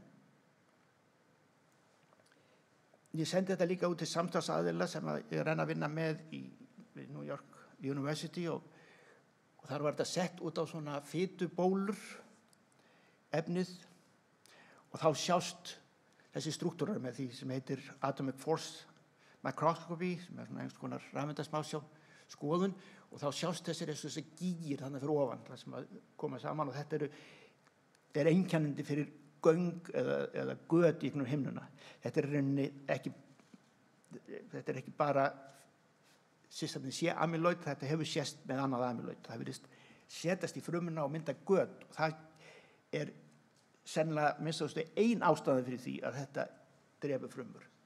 En við reyndum líka á sínu tíma að nota þetta til þess að reyna að finna einhvern verndunarþátt og það var mastersnemi sem var með verkefni þar sem við skoðum ýmis efni til að sjá hvort það getur komið í veg fyrir að amyloidið, að mýlildið, systartin C mýlildið drepi frumunar og við fundum reyndar eitt efni sem hafði svolítil áhrif, það var ekki samt nógu afgerandi til þess að það hafi kannski skipt máli en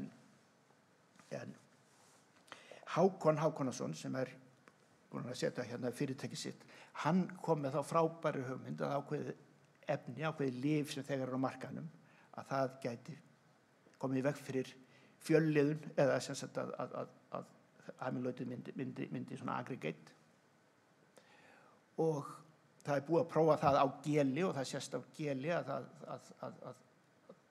að þessi bönd eins og við sáum á gelinu áðar fyrir ofan að þau eru ekki eins áberandi. Og ég mjög spenntur að prófa það á þessu módulu okkar að sjá hvort að við getum komið í veg fyrir með þessu lyfi sem hann að vinna með, að það geti vernda frumurnar gegn því að cystatin sé amyloidefnið drepi þær. Þannig að það svona framtíðarverkefni. Og það var líka hægt að sjá í þessum bólum að kalsíum virtist koma inn, og það kalsíum væntanlega, þegar að götin myndast, þá fer kalsíum inn í frumuna og það drepur hana. Og sennilega gerist þetta langan tíma. Það myndast þessi göt, þau eru svona dýnamisk og frumuna verða fyrir ertingu og smátt deyja. Síðan var annað sem við fundum út, það voru gerðar 40 sjúklingar sem voru eftir andlát, þá var framkvæmd krufning, og Hannes Blöndal, hann hefur safnað saman efni við, og það ákveðlega merkilegt framlag hans að safna þessu efni við og 40 sjúklingum. Þetta var unnið í mjög góðu samstarfi við sjúklinga og fjölskyldur, og fyrir viki var hægt að framkvæma þessar krufningar mjög stutt eftir andlát, og þannig að þetta mjög vandaður efniviður sem er núna í Dungálssafni og er aðgengulega þeim sem vilja rannsaka þetta. En ég skoðaði meðalaldur þessara 40 sjúklinga, og hann var 32,8 ár. En það var hins vegar þannig að þeir sem erfðu sjúkdóminn frá móður sinni, þeirra meðalaldur var ekki nema 29,2, en aftur á móti þeir sem erfðu frá föður var 38,6. Þannig að þetta var marktækur munur. Þannig að þarna virðist vera svona foreldraráhrif. Það að erfa þetta frá móður, það orsakaði alvarlegri sjúkdóm. Og þessi áhrif hafa síðan verið staðfest á rannsókn hjá Decode, sem Ásthildur Pálsdóttir stýrði, og þar var miklu stærra úrtak, því þar var byggt á ættfræði. Þannig að það var hægt að taka miklu fleiri, en aftur á móti það sem við gerðum var staðfest með krufningu.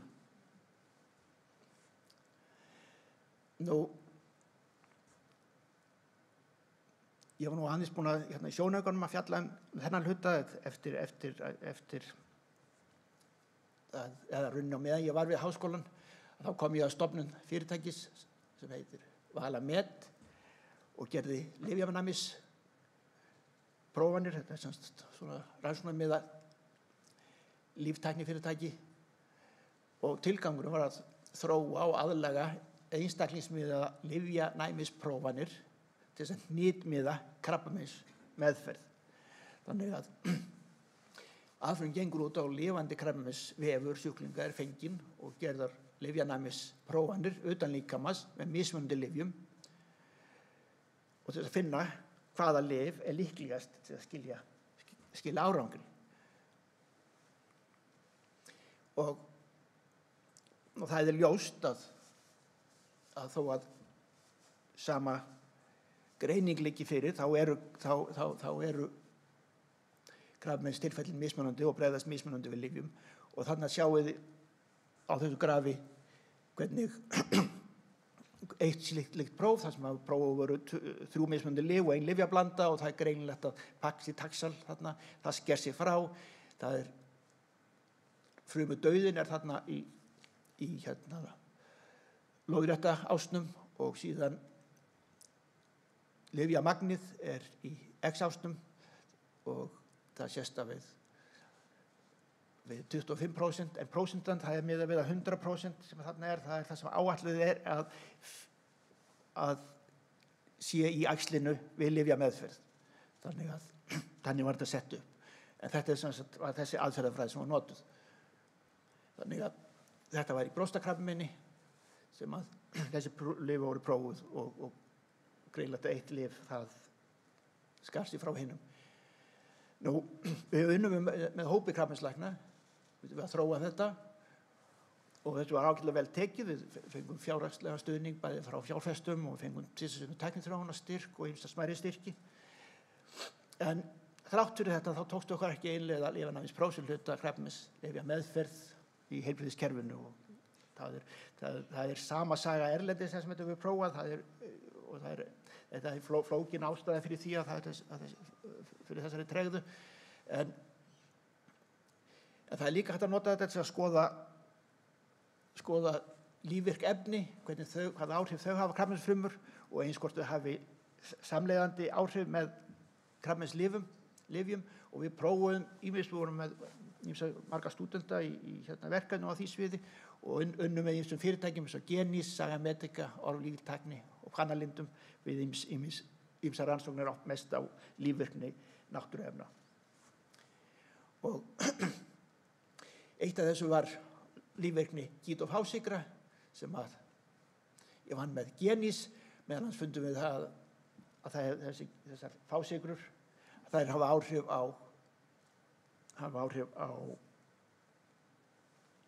brjóskfrumur, það örva vöxt brjóskfruma í rækt og eins vorum að skoða svokölluð kítinasælík ensím sem eru ensím sem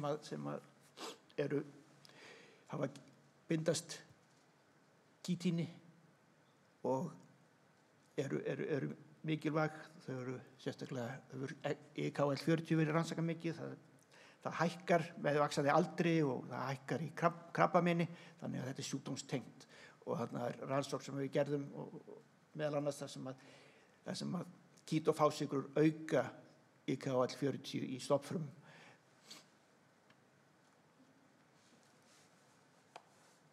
En þetta tengist ýmsu svo sem bólgum á krabbameini og við erum að fá hérna doktorsnema til háskólans til þess að halda áfram þessum rannsóknum. Ég hafði mikinn áhuga á hvalaheilum vegna þess að út frá trónafræðilegum sjónarmiðum. Það er mjög sérstakt að dýr sem er fullkomlega aðlagað að líf á landi og síðan fer aftur út í sjó með mjög flókin heila sem að miðast að því að lifa á landi og ganga á 4 fótum síðan komin og þarf ekki að nota fæturnar og jafnvægi skiptir ekki eins miklu máli og við vitum ekki hvernig heilin er þróaður, hann er stór en til hvers hann er notaður það vitum við lítið en ég sem sagt tók að mig verkefni hjá Nýsköpunarmiðstöðinni með honum Guðjóni Atla Auðunsinni og tók út 54 heila og við vigtuðum það þannig við erum með tölur við það og erum að fara að birta það og þeir sem komu vel út þeir eru geymdir í formalíni og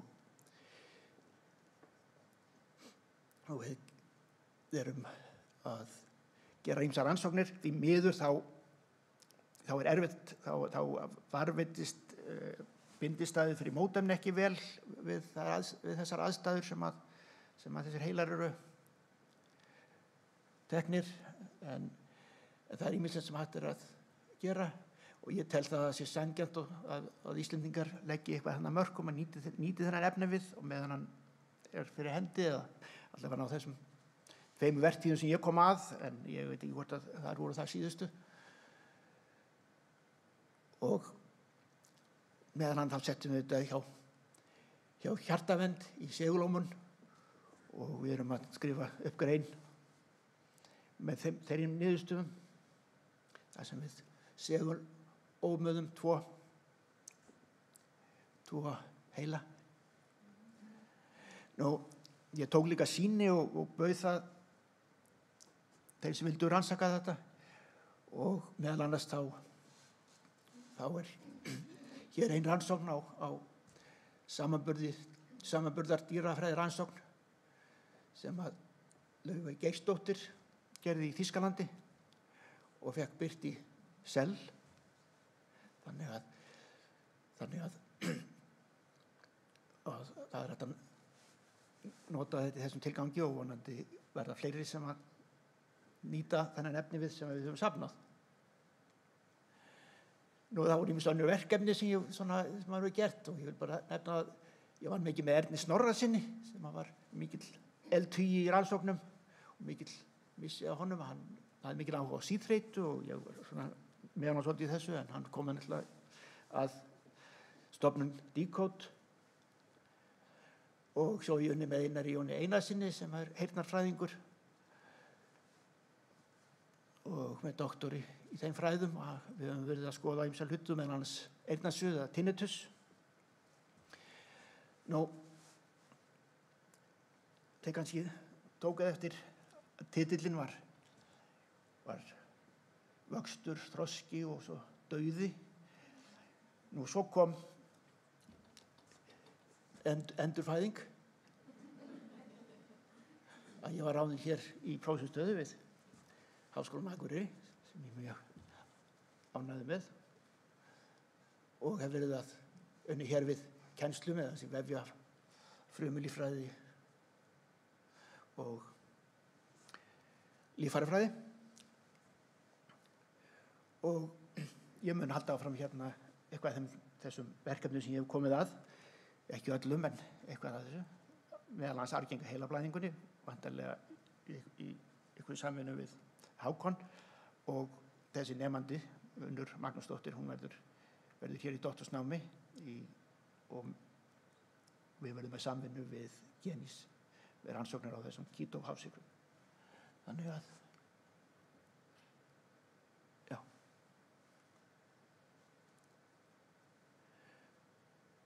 Þannig að ég held hér áfram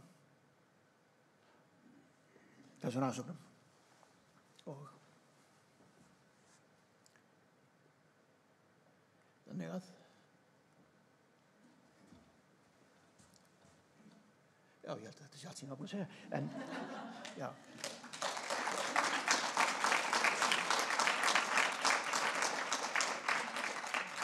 Ég ætlaði reyndar að setja hérna skop minn sem að ég gleymdi svo, sem að hérna er maður sem að segir við annan vísindamann að hann hafi beðið jólasveinin rannsóknarstyrk og þá horfir hinn hneykslar á hann og segir, hvað trúirðu ennþá á rannsóknarstyrki?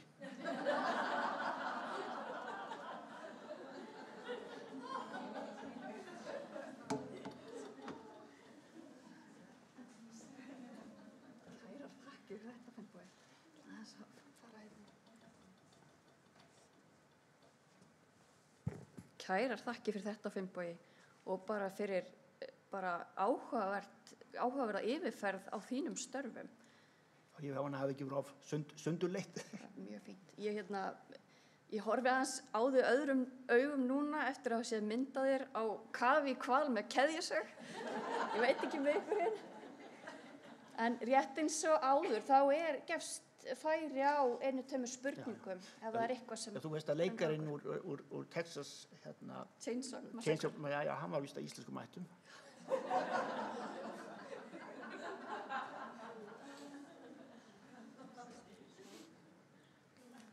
Einhverja spurningar til Finnboga? Já. Já, takk fyrir Finnbogi, þetta alltaf svo ótrúlega áhugavert og maður kannski skilja þetta ekki allt saman. Já, það mín sök þá. Já, en hvað svona heldur þú sjáu út úr heilum á hvölum? Það nú svolítið, eins og þið kannski gerir grein fyrir svolítið viðkvæmt, það eru ýmsir með heitar tilfinningar í þessum efnum. Ég reyna að horfa á þetta bara sem vísindamaður og það er mjög athyglisvert hvað heilinn í hvölum er stór, en hann ekki hlutfallega stór því að eins og langreyður er með 7 kílóa heila meðaltali en dýrið að meðaltali 40 tonn. Þannig að þetta er hlutfallega ekki stór heili en hann er samt nálægt því að vera stærsti heili sem við nokkrum hefur til. Já, að steypireyðurinn er náttúrulega aðeins stærri en hann er náskyldur langreyðinni og þeir getum ekki sjátt afkvæmi saman, þannig að það er unni bara aðeins stærra eintak af nokkurn veginn sama dýrinu. Og það væri náttúrulega gott að fá heila sem að væri betur varðveittur, því að þessi heili bara fyrir hvað hann stór, þá þegar maður setur hann í formalín, þá tekur það langan tíma fyrir formalín að síast alveg inn í kjarna heilans og á meðan á sér stað niðurbrot. Ef þetta væri mús, þá er gert það sem heitir perfusion, það sem formalínu rauninni dælt inn í dauða deyft dýrið, á meðan það rétt bara hjartað sem slær og dreifir formalínunum heilan. Þannig er heilin í tilraunadýrum venjulega varðveittur.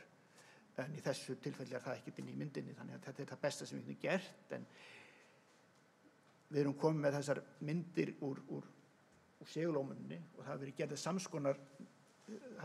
samhverjar rannsóknir á öðrum hvölum, minni tannhvölum aðalega, og það verður bara með því að birta þetta þá er þetta að bera þetta saman. En þetta er rauninni hægt bara gróflega að sjá hvernig þetta er byggt upp. Eitt af því sem við sérstaklega rannsakað er það sem heitir drekinn eða hippocampus. Hann er hlutfallslega lítill í þessum dýrum, en við bæði út frá með því að skoða segulómunarskannið og eins ef við bara einangraða úr heilum, að þá vitum við nokkurn veginn hlutfallslega stærðin á því. Þannig að það segir allavega að hippocampus er ekki stóri í þessum dýrum. Það væri athyglisvert að gera litanir á taugum í heilaberkinum, en því miður þá er það ekki hægt með mótefnum, en það getur verið að maður þurfi bara að fara aftur til Cahal og gera silfurlitanir.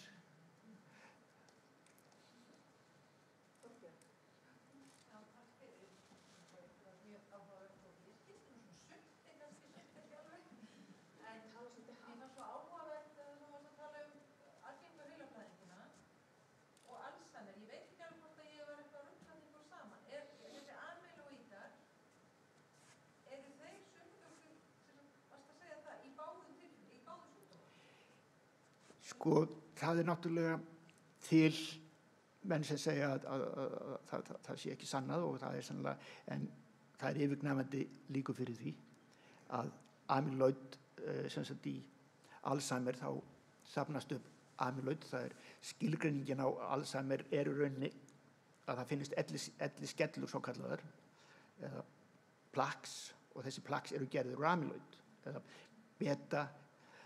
beta-prótein amyloidi, og lengi var talið að þessi plaques væri að valda skaðanum, en það er margt sem bendir til þess að það sé myndunin á því, að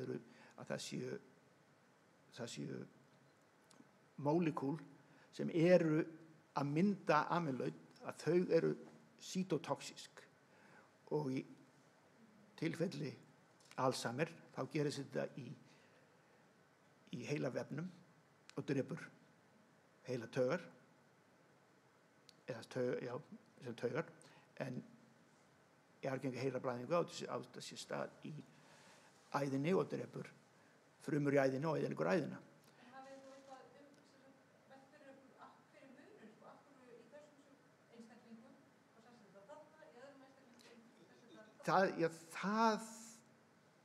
Það er ekki kannski gott að segja. Það er eitthvað með það að gera hvar prótín eru framleidd væntanlega og hvernig þau dreifast, en svona til þess að gera þetta aðeins flóknara og skýra það þannig fyrir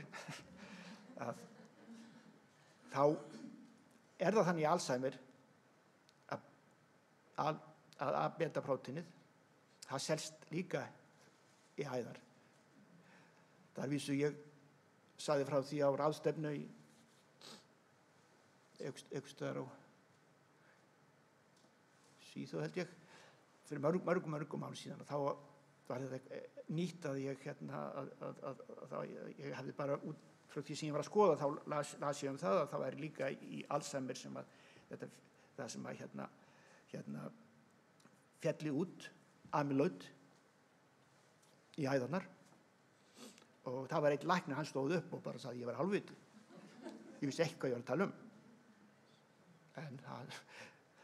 en allavega það er tilfellið og að það sest líka í æðarnar en þetta er oft bara spurning, þetta er alveg eins og með í aðgengu heilablæðingu, þetta sest í önnu líffæri og það kom einhver sjúkdómar fram þar en þetta er bara spurning hvar, þetta er bara, ef við lítum á þessu kapphlaup, hvar einkennin koma fyrst fram og í Alzheimer kemur það yfirleitt fyrst fram í heilavefnum þó að það sé vitað að þetta sést líka í heila æðarnar og þetta gerir þetta ennþá flokknar þá er það þannig að eiginlega allir sem eru ná ákveðnum aldri að þá er eitthvað svona að fara að falla út í æðarnar þannig að það er allt sem herjar á okkur gamalmennin það er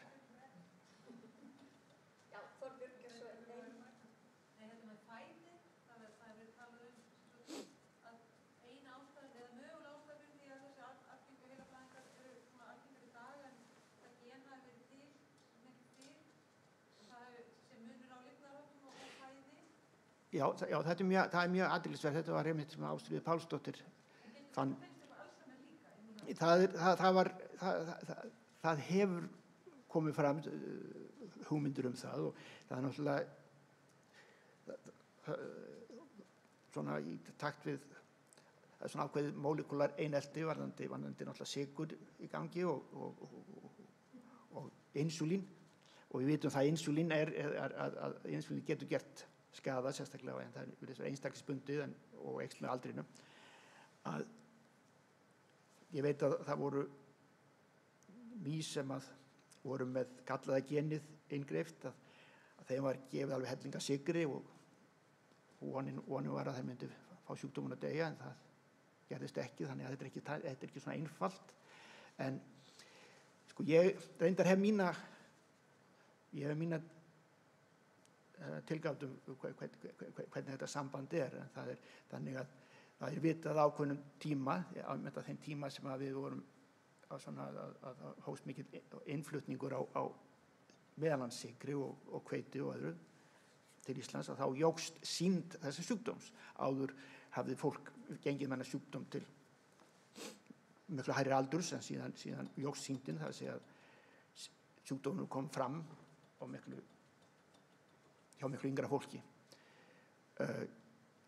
Hugsanlega er það sykurinn, en ég held að þetta sé aðalega bara aukning á kaloríum, vegna þess að það er vitað að það er ekkert síður fita og önnur næringarefni sem að geta aukið sem að auka eins og transforming growth factor og hann hefur áhrif á systemið sé framleiðsluna. Þannig að það er eitthvað sem ég myndi vilja skoða en það er opinn fyrir öllu í því hvað þarna á sér stað. Og það er ekki bara, Þorbjörn, þið fáið ykkur bara kaffi saman og ræðið þetta frekar það. Takk hérlega fyrir.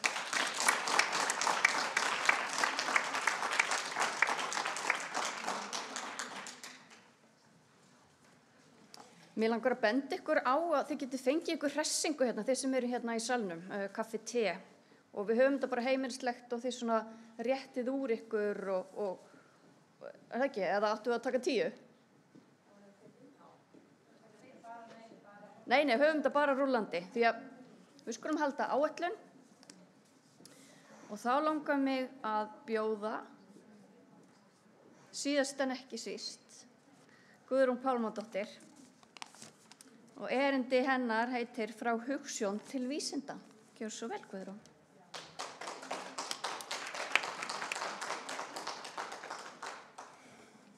Þessi græja, byrju, þess að bíða.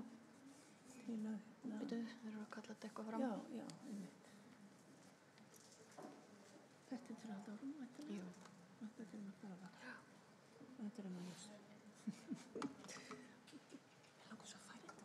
Hans fram. Nei, ég veit ekki, eigum við Nei, þetta held ég. svo maður þurfi ekki að svo þurfi ekki að standa hér Þetta er alveg leiðilegt að það fari svona. Ok, þetta er þetta svona. Prófaði samt aðeins glærurnar þínar, bara til þess að vita hvort það ekki allt eins og að vera áður. Já.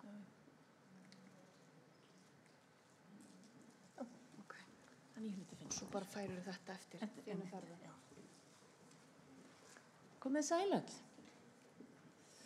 Ég vil bara byrja því að þakka fyrir þennan einstaka heiður að fá að taka þátt í þessari samkomu. Og ég veit að það er ekki bara vegna rannsókna minna og fræðimennsku sem ég stend hér í hlutverki prófessor emerita, heldur einnig vegna aðkomu minnar af þróun og vegferð iðjuþjálfunar sem fræðigreinar, sérstaklega í íslensku samfélagi. Og þess vegna snýst þetta erindi bæði svona faglegt þróunarstarf og rannsóknir og fræðivinnu.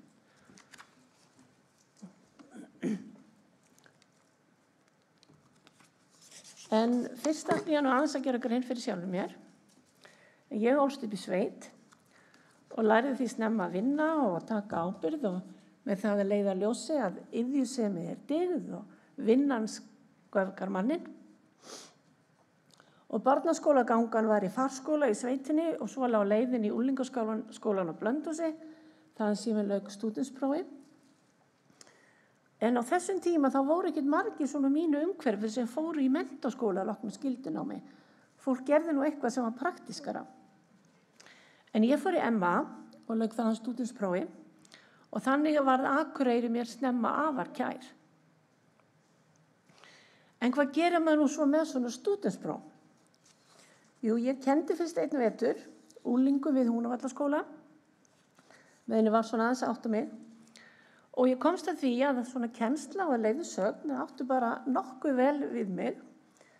Og svo hafði ég líka töluverðan áhuga á því hvað fólk tók sér fyrir hendur. Svo að ég ætti þá kannski bara að verða iðjuþjálfi. Allavega þá sendi ég umsókn í iðjuþjálfaskólann í Árósum í Danmörku og ég kom strax inn á svona Íslendingakvóta. Kannski voru það leifar af einhverju svona gammalli nýlendu löggjöf. Og á þessum tíma þá var iðjuþjálfun kennd við sérskóla í Danmörku og áherslan var á lífvísindi, sjúkdómafræði, handverksgreinar og svona vinnutengdar athafnir. Og þessi fög lögðu svona grunninn að iðjuþjálfunarfræðinni sjálfri og vettvangsnáminu. Og nemendur útskrifuðust með starfsréttindapróf, ekki með háskólagráðu, þrátt fyrir að námið væri talið vera á háskólastigi. Nú svo vann ég nú í Danmörku í hálft ár áður en ég flutti heim til að vita svona eitthvað aðeins í minn haus. En á þessum tíma þá var ég meðal örfára Íslendinga sem höfðu þetta nám að baki.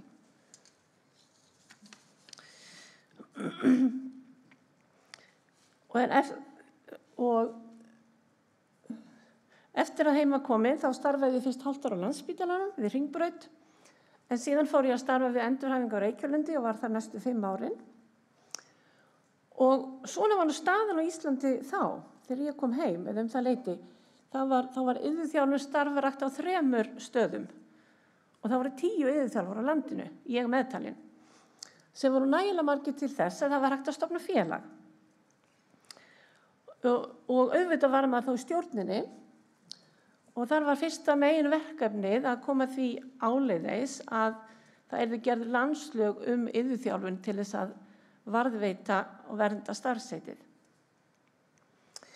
Og hér vert að geta þess að í þessum fyrstu lögum iðjuþjálfafélagsins frá 1976 þá var markmið númer 1 að sjá til þess að yrði komið á fót námi í iðjuþjálfun á Íslandi. Og því var strax sett á laggirnar skólanefnd.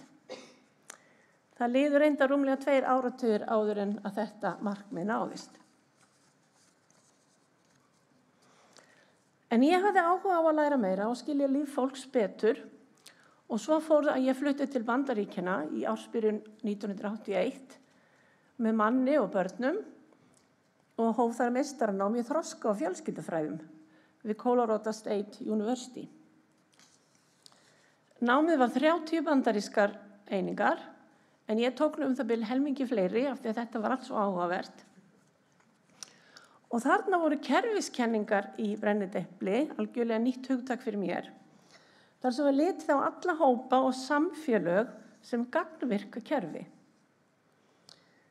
Ég lagði áherslu á fjölskyldur og fjölskyldumeðferð og meistararannsóknin mín snerist áhrif færniskerðinga á streitu, samheldni, aðlögunarhæfni og ánægju fjölskyldna. Og þarna bar ég saman 2 hópa, þar sem í öðrum hópnum voru fjölskyldur með MS-sjúkdóminn og í hinum hópnum fjölskyldur þar sem engin sjúkdómur var til staðar. Og ég heimsótti 40 fjölskyldur, 20 í hvorum hópi, og lagði mælitæki fyrir foreldrana báða og einnig fyrir úlingana á heimilinu. Niðurstöðurnar sýndu svona tilhneigingu til meiri streitu og minni samheldni, minni aðlögunarhæfni og minni ánægju hjá þeim fjölskyldum þar sem sjúkdómurinn var til staðar. Þetta kom skýrast fram hjá feðrum og föttunarstigið, þess að hversu langt sjúkdómurinn var genginn, það hafði mestu áhrifin á úlingana eða þeirra upplifun. Sérstaklega ef að foreldrið þurfti aðstoð við daglegar athafnir. Þegar ég var að rifja þetta upp, þá var mér að hugsa að þetta er nú ansið viðamikið meistarverkefni. Svona heldur stærra heldur en okkar nemendur hafa verið að gera hér við HA. En þarna var tölvutæknin líka að ryðja sér til rúms og ég má til með að segja ykkur frá því að ég var fyrsti nemandinn við deildina sem notaði ekki gataspjöld fyrir gögnin. Heldur skráðu beintinn og tölvu og ég skrifaði líka ritgerðina mína í ritvinnsluforriti á heimilistölvun okkar. Hún var enda staðsett við liðin á hjórungunum. Nú niðurstöðurnar voru svo birtar í þessu tímariti International Journal of Rehabilitation Research. En svona til að gera þetta aðeins skemmtilegra, lífið í Colorado var auðvitað bara ein allsherjar dásemd og svona sala á íslensku lopapeysum gerði það mögulegt fyrir okkur þessa litlu fjölskyldu að ferðast og leika okkur á ýmsan hátt í þessu einstaka umhverfi Klettafjallara. En leiðin lá svo heim til Íslands og ég fór að starfa á geðdeild Landspítalans, var það reyndar bara í 2 ár, því þá flutti ég í Mosfellsbæinn og átti fleiri börn og svo fór ég bara aftur að vinna á Reykjalundi. Þar sem ég starfaði 10 ár í þetta sinn sem iðjuþjálfi geðteymis. Ég hélt ég myndi aldrei nokkuð tíma starfa lengur en það á nokkurum stað. En raunin var nú reyndar önnur. Nú þegar þarna var komið sögu, hafði áhugi minn á svona þróun iðjuþjálfunar fagsins og fræðilegum bakgrunni þess. Þessi áhugi hafði farið mjög vaxandi og Kristína Fenger, samstarfskona mín, deildi þessu með mér og þarna var skrifuð fyrsta fræðigreinin á íslensku iðjuþjálfun. Þar sem við gerðum grein fyrir sögu fagsins, sjónarmiðum, siðfræði, fræðagrunni, viðfangsefnum og þjónustu og þetta var birt í iðjuþjálfanum. Ég leitaði á þessu grein við daginn, Kristján, hún er bara mjög góð. Við vorum líka nokkra stallsystur sem stóðum fyrir því að gera þýðingu á öllum mögulegum hugtökum sem höfðum með fæið að gera. Því allir lærðu erlendis og þetta var bara til á ensku eða dönsku. Og það var til svona það sem við kölluðum íðorðasafn árið 1996 sem var mikill fengur þar sem allir hafðu numið erlendis og kunni ekki að tala sitt eigið fag á sínu tungumáli. En svo voru vangaveltur íslenskt nám líka hafnar náttúrulega og á þessum tíma þá sat ég bæði í fræðslunefnd og skólanefnd iðjuþjálfafélagsins og þarna skrifaði ég grein 96 í fagblað Heimssambands iðjuþjálfa stöðu þessara mála hér á landi en þá hefur reyndar viðræður við HÍ staðið yfir í allangan tíma. Jú. Nú, en svo kom að því að fyrir 10. aðalfund Iðjuþjálfafélagsins þá fékk ég þetta áhugaverða verkefni að vera með erindi stöð og þróun iðjuþjálfunar á Íslandi. Og þá áttaði ég mig á því hvað íslenskir iðjuþjálfar voru í rauninni áhugaverð stétt og merkilegt dæmi þróun fagstétta. En ég gruflaði í og gerði úttekt á öllum þeim gögnum sem ég mögulega komst yfir. Þar á meðal félagaskrám Iðjuþjálfafélagsins sem voru mjög ítarlegar á þessum tíma. Og þetta var staðan og reyndar frekar svona einhæf mynd ef við hugsum starfsemi og starfsvettvang og búsetu. Þar sem helmingur þessar 65 iðjuþjálfa sem þá voru starfandi, helmingur þeirra starfaði með fullorðnum, með líkamlegar færniskerðingar, 80% störfuðu innan stofnana og 90% bjuggu á höfuðborgarsvæðinu. Og það var náttúrulega ljóst að þessu yrði aðeins breytt með því að koma á fót íslensku námi.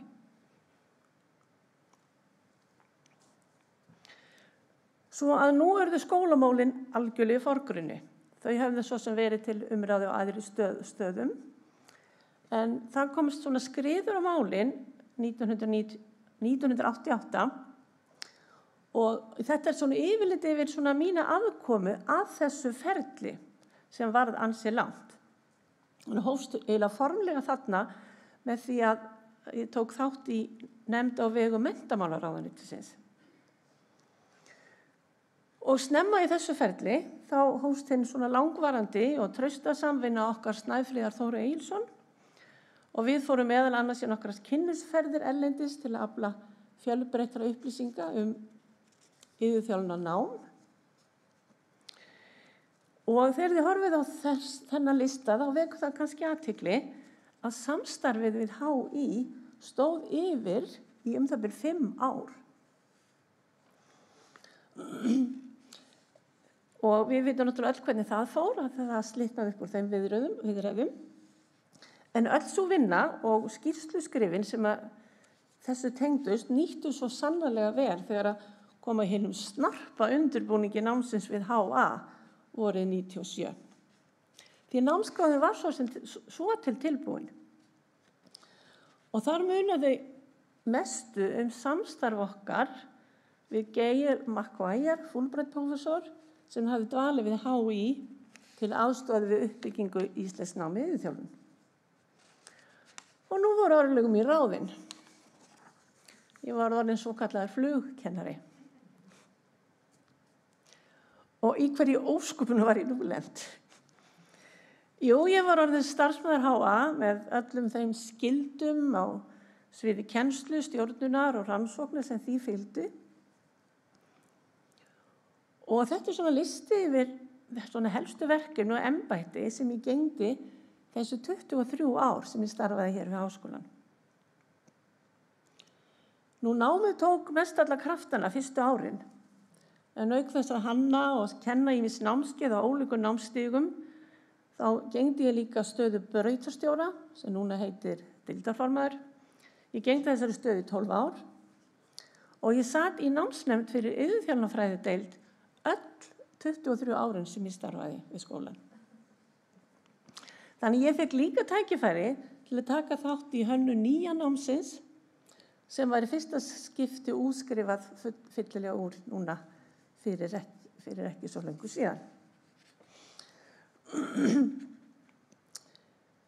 Og á árunum 2002 til 2006 var líka í gangi svona sérskipulagt BS-nám fyrir starfandi iðjuþjálfa sem hefðu útskrifast án gráðu, sem var náttúrulega langflestir sem hefðu mentast, þegar fólk hefði mentast á Norðurlöndunum. Og þessu námi luku 44 iðjuþjálfar, ýmist á 2 eða 3 árum. Ég tók einnig þátt í undirbúningi framhaldsnámsdeildar við heilbrigðisvísindasvið og á einhverjum tímabilum þá var ég staðgengil deildarforseta sem að núna heitir sviðsforseti og ég gegndi reyndar starfinu að hluta til í einhverja mánuði. En svo hafi ég líka ýmis hlutverk innan skólan sem fulltrúi heilbrigðisvísindasviðs. Og þar verð ég að segja að það stendur upp úr þessi 7 ára seta mín í Bologna-teyminu. En það teymi hafi það hlutverk að sjá og leiðbeina við innleiðingu lærdómsviðmiða í allt nám við háskólann. Og í þessu teymi var einn fulltrúi frá hverju sviði, auk gæðastjóra. Og þetta samstarf var alveg einstaklega lærdómsríkt og gefandi. Ég veit ekki hvort það svona Bologna-teymi nokkuð lengur til. Nú ég sat reynda líka í gæðaráði í 2 ár, það var ekki nálægt því skemmtilegt.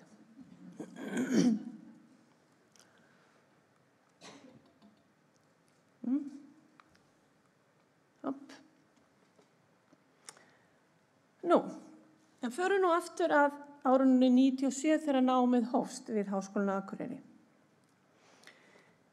Í þessu langa undirbúningsferli höfðum við nefnilega kynnst hugmyndum Kanadamanna og myndað tengsl við Dalhousie háskólann í Halifax.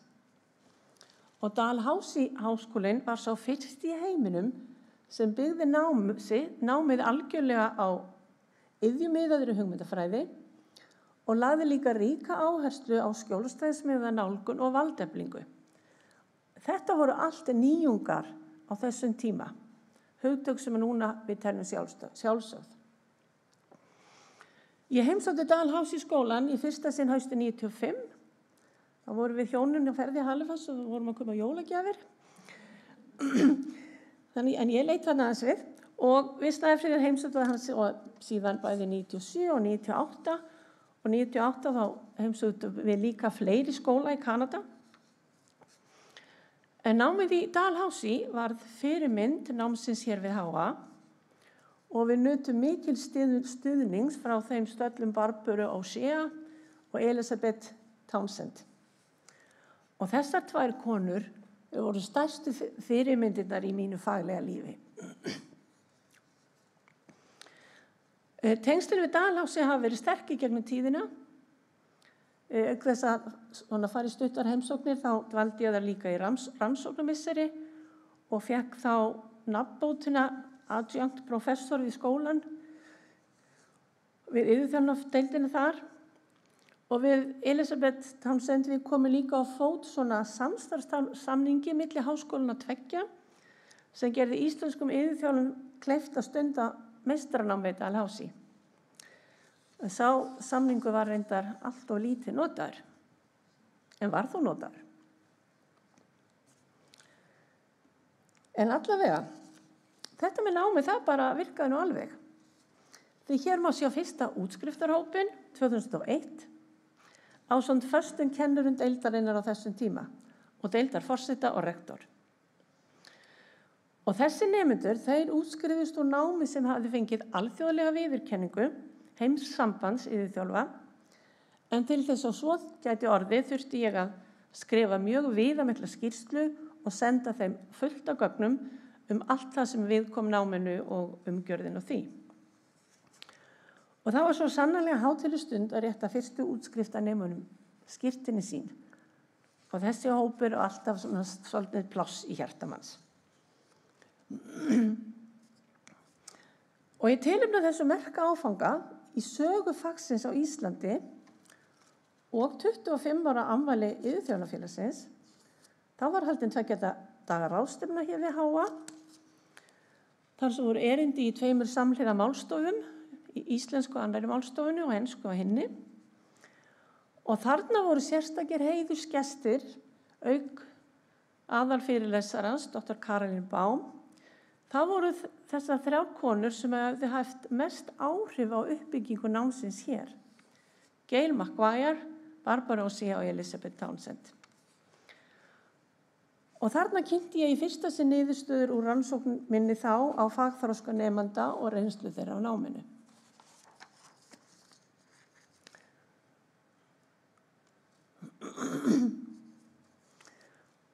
Og fyrsta námið var nú í Höfn. Var tímabært að fara að sinna meira rannsóknarhluta starfsins.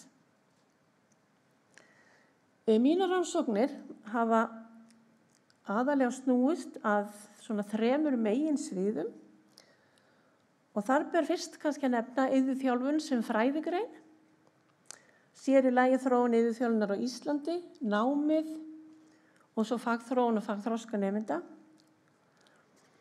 Í öðru lagi hefur verið rannsakað reynslu skjólstæðinga af þjónustu iðjuþjálfa og í þriðja lagi reynslu kvenna sem fengið höfðu brjóstakrabbamein.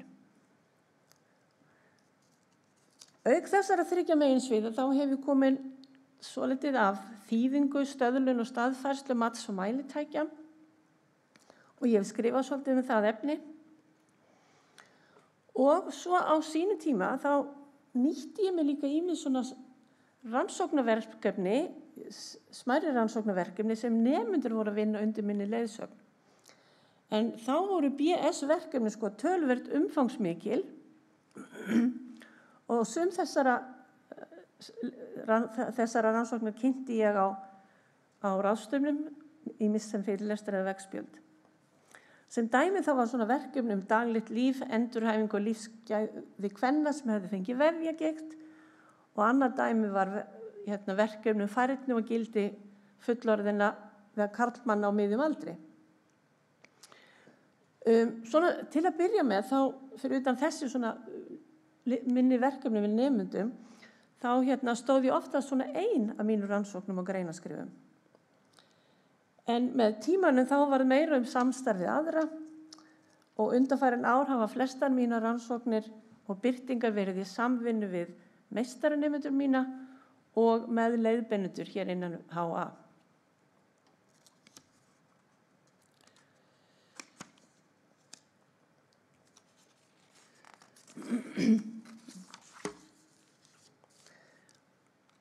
En lítið þá fyrst á þetta rannsóknarsvið iðjuþjálfun sem íslensk fræðigrein. Ég byrjaði að snemma að halda utan ýmis gögn sögu fagsins hér á landi og stéttina, iðjuþjálfastéttina, svo sem bakgrunninn, náms- og starfsferil og með hvaða skjólstæðingshópum var starfað. Og þarna nýttist mér vel félagaskrár félagsins. Auk þess sem að það voru svolítið að það voru gerð BS-verkefni þetta efni og það hafði líka verið gerð það meistarverkefni sem snerist iðjuþjálfastéttina.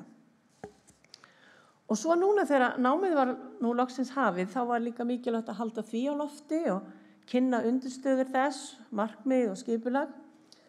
Þannig að skrifin á þessum árum snerust dálítið mikið námið og gildi þess fyrir iðjuþjálfun í Íslandi og þessar greinar voru ýmist að birtast í iðjuþjálfunum og líka svolítið í tímariti alþjóðasamtaka iðjuþjálfa. En alveg frá því að námið hófst þá lagði ég svona spurningalista fyrir alla nemendur árlega. Þar sem var spurt reynslu þeirra af náminu, áhugasvið með tilliti til starfsvettvangs og skjólstæðingshópa og reynslu þeirra upplifun af iðjuþjálfun á vettvangi. Nú öll þessi málefni sem var ég að kynna svona ráðstöfnum og bæði innanlands og utan og skrifaði þetta nokkrar svona styttri fræðilega greinar. En seinna meir þá samþætti ég þetta allt saman, allar þessar upplýsingar í eina ritrýndagrein árið 2004 sem birtist á í iðjuþjálfunum og það var reyndar fyrsta ritrýndagreinin í því tímariti. Þannig að þar með fór það tímarit upp á svona aðeins hærra stig.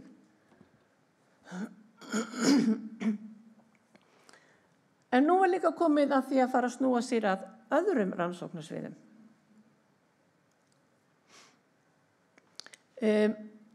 Það varð algjör svona stefnubreyting í mínum rannsóknaráherslum eftir að ég tók 2 námskeið við Háskóla Íslands í eigindlegum rannsóknum.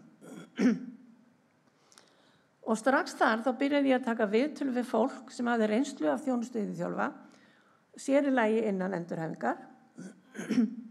Og þarna voru iðjuþjálfar á þessum helstu endurhæfingarstofnunum, þær voru með innan handar og aðstöðu við að finna þátttakendur.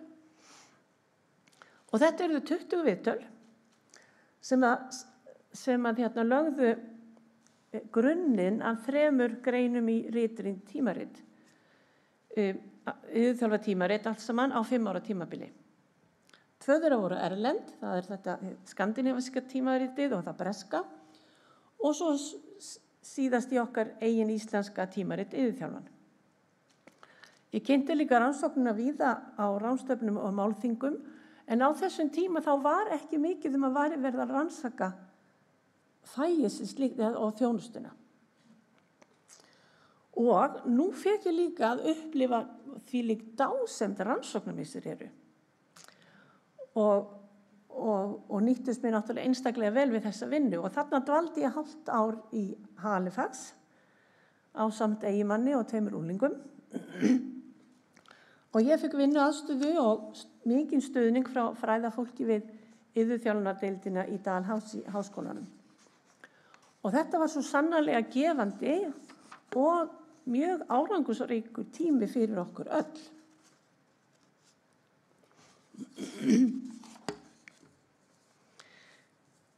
En stuttu máli, þá voru helstu niðurstöður úr þessum greiningum þær að skjólstæðingar, þeir voru alla jafna frekar ánægðir með þjónustuna sem að iðjuþjálfar veittu, en þeir bentu líka á ýmislegt sem betur mátti fara. Til dæmis hefur þeir viljað sjá meiri áherslu á svona heildræna nálgun, áherslu á iðjuþarfir fólks og meiri þáttöku skjólstæðingarna sjálfra í þjónustunni og skýrari markmiðssetningu. Svo var líka sem áhugavert að virtist eins og að iðjuþjálfar ætti auðveldara með að koma til móts við þarfir kvenna en karla.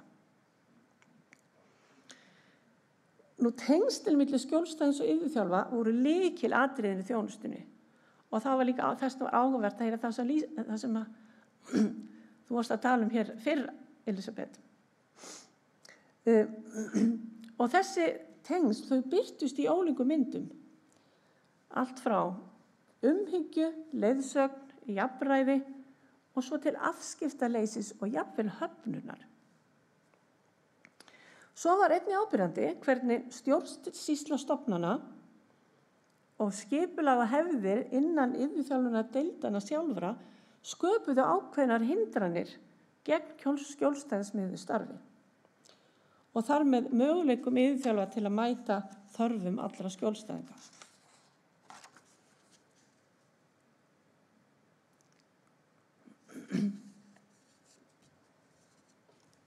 Býttu nú við, ég var búið með þetta. Þannig var ég einu eftir hér. Nú 3. rannsóknarsviðið, og síðasta sem ég ætla að tala um það sem ég stóð fyrir, það snerist reynslu kvenna á brjóstakrabbameini. Og þetta einmitt áhugavert að geta þess að þetta byrjaði sem BS-verkefni 2 nemendahópa. Annars vegar í grunnnáminu og hins vegar í sérskipulega náminu. Þannig að ég var leiðbeinandi í báðum tilvikum og þetta var líka svona eiginlega viðtalsrannsókn. Þess að ég þjálfaði nemendurna í að taka viðtöl og tók líka viðtöl sjálf. Og þetta verði allt 18 viðtöl. Og afurðin var 2 greinar í alþjóðlegum iðjuþjálfatímaritum, Occupational Therapy in Healthcare og svo skandinavíska tímaritin okkar, SJ. Fyrir svo utan fjölda af ráðstefnu erindum. Og þarna nýttist líka vel að hafa fengið aftur rannsóknarmisseri. En í þetta sinn þá dvaldi ég í hálft ár við háskólann í Sydney í Ástralíu, án unglinga, bara með manninn með mér, og ekki var nú félagsskapurinn amalegur. Það áttu það komið ansið nálægt manni þessar kengurur. En niðurstöðurnar sýndu að konurnar höfðu ólíka sýn á atburðinn og tókust á við hann á mismunandi hátt. Flestum tókst þó að sjá möguleikana í þessu breytta lífi sem var framundan og líta á þetta sem svona áskorun og jafnvel tækifæri, meðan aðra reyndi að berjast á móti af alefli og berjast á móti breytingunum. Og það var bara annarkvæmt að duga að drepast og svo bara að þegja og þjást. En niðurstöðurnar sýndu líka skýrt hvernig þáttaka í eflandi iðju og gefandi verkefnum, svo sem sköpun af ýmsu tagi og líka hvernig styðjandi og jákvætt félagslegt umhverfi hjálpaði konunum til að upplifa sig heilbrigðar á vissan hátt, þrátt fyrir veikindin og öll þau óþægindi sem fylgdu meðferðinni. En líf þeirra varð aldrei aftur það sama, því að þessi reynsla hafiði svona á vissan hátt breytt afstöðu þeirra til lífsins og nú lögðu þær meiri áherslu á að forgangsraða athöfnum og hugsa vel líkama sinn. Og þetta svona kennir manni að einmitt í endurhæfingu þessa hóps að hvað er mikilvægt að beina athyglinni að því sem er jákvætt í lífi þeirra og koma til móts við þeirra þarfir sem iðju verur.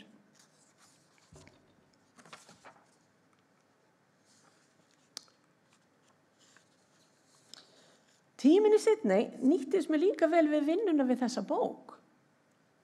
Iðja, heilsa og velferð, iðjuþjálfun í íslensku samfélagi, sem kom út 2011, en þar var ég ritstjóri ásamt Snæfríði Þór Egilsson. Og ég kom að skrifum 4 kafla af 12, ýmist ein eða með öðrum.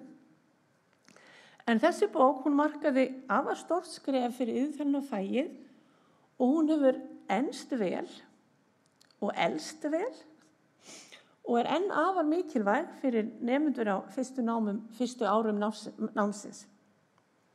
Og þetta myndinni má sjá höfunda kaflana, hver með sitt eintak í svona útgáfu hófi sem var haldið hér við háskólan.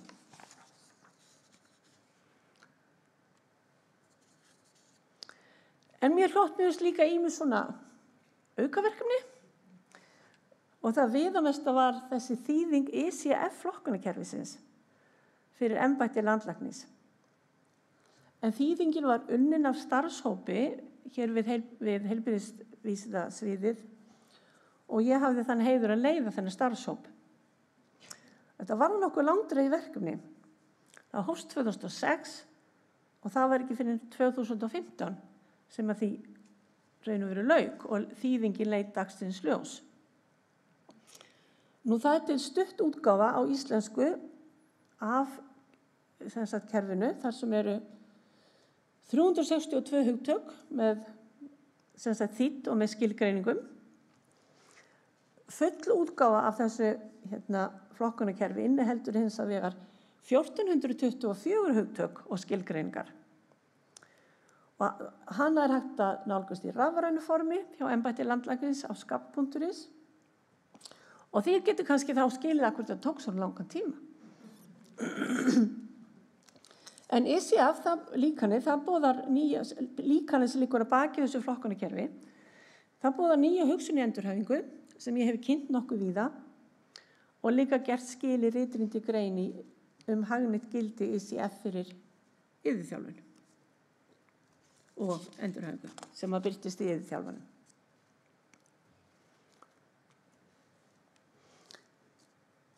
En núna langar mig að segja aðeins frá því svona rannsóknarstarfsemi sem ég hef átt og tekið þátt í með sem bæði nemendum og starfsfólki á heilbrigðisvísindasviði og líka við aðila utan háskólans. Nú Sólrún var fyrsti meistaranemandinn minn og verkefnið hennar var óvenju viðfangsmikið. Og efni þess er að finna í 2 ritrýndum greinum, svo fyrri birtist 2013 í tímariti hjúkrunarfræðinga og var íslenska þýðingu og stöðlun spurningalista til að meta að hvaða marki þjónusta er skjólstæðasmiðuð. Og í takt við hugmyndafræði skjólstæðasmiðar þjónustu voru þarna notað ígrunduð samtöl við 11 skjólstæðinga geðdeildar til að tryggja að þeirra skilningur á spurningunum væri sá sami og fagfólksins. Og í kjölfarið voru svo próffræðilegir eiginleika listan skoðaðir með því að leggja hann fyrir 30 manns með reynslu og þjónustu og þessir eiginleikar reyndust mjög vel ásættanlegir. Nú, í framhaldinu þá notuðum við svo þessi gögn frá þessum 30 einstælingum aftur og í þetta skipti til að skoða þjónustuna. Og þá tókum við líka, þetta var eftir þetta var reyndar meistarverkefni búið, sko, þetta var áframhaldið. Þá tókum við líka 6 eiginleg viðtöl í sama tilgangi. Og þessar niðurstöður sem voru birtar í breska yfirþjóðablaðinu 2017, þær sýndu að viðmótarstuðningur starfsfólksins og þáttaka skjólstæðinganna í markmiðssetningu og ákvarðanatöku, þetta voru þeir þættir sem að virtust vera sko framkvæmdir á svona mest skjólstæðismiðaðan hátt, en þeir fengu hæstu einkunnagjöfuna. Þannig þeir rímuðu best við hugmyndafræði skjólstæðismiðaðar nálgunar. En hins vegar voru samskiptin við fjölskyldu og ferli þjónustunnar, það var það sem að fekk lægstu einkunnirnar, eða rímaði svona síst við hugmyndir skjólstæðismiðaða þjónustu. Viðtölin, þau sýndu líka skýrt, gáfu skýra mynd af því hvernig skjólstæðismiðuð þjónusta er háð aðstæðum hverju sinni. En svona fagleg menning, vinnulag og valdatengsl á vinnustæðinu voru meðal þeirra þáttar sem helst takmörkuð hennar. Núna eigum við Sólrún viðamikið gagnasafn frá fólki með reynslu af þverfaglegri endurhæfingu sem að við erum búin að safna og það sem úrvinnsla er komin vel á veg. En þetta er hluti af doktorsverkefni Sólrúnar notendamiðaða endurhæfingu frá gagnrýnu sjónarhorni. Og þarna var ég svo heppin að sitja í doktorsnefnd. Og við fengum nokkuð myndarlega styrk bara núna í byrjun þessa árs frá RHA.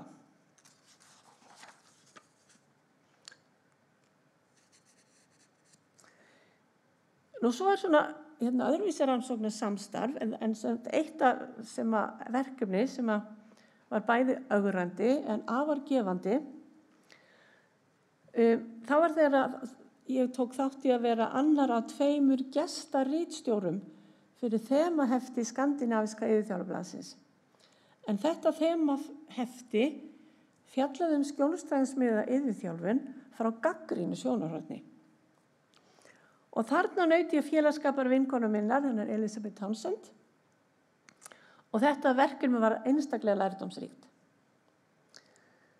Við Snæfríð Þóra Eginsson skrifuðu svo síðar saman grein í yfirþjálfun þar sem við beittum gagnrýnu sjónarhorni á yfirþjálfunarfagið í heild sinni. Þá vorum við nýkomnar af heimsráðstefnu yfirþjálfa í Suður Afríku, þar sem eitt aðal erindi snerust þetta efni og ýtti svo sannarlega við mannskapnum. En þetta að skoða sitt eigið fara með gagnrýnu hugarfari, það er svona meira og meira að ryðja sér til rúms, allavega í okkar fagi. Nú svo er þetta samstarfið við meistaranemendur og með leiðbeinendur sem hefur leitt af sér allnokkrar ritrýndagreinar og ein er núna í ferli. Þessar rannsóknir eru allar tengdar endurhæfingu á einn eða annan hátt og í sumum þeirra þá kemur einnig við sögu þýðing og prófun mælitækja til að meta færni fólks. Þar á meðal er mælitækið Hútast 2 en í tillögum af nýrri endurhæfingarstefnu er það lagt til sem verkefni til að afla gagna árangur endurhæfingar á Íslandi.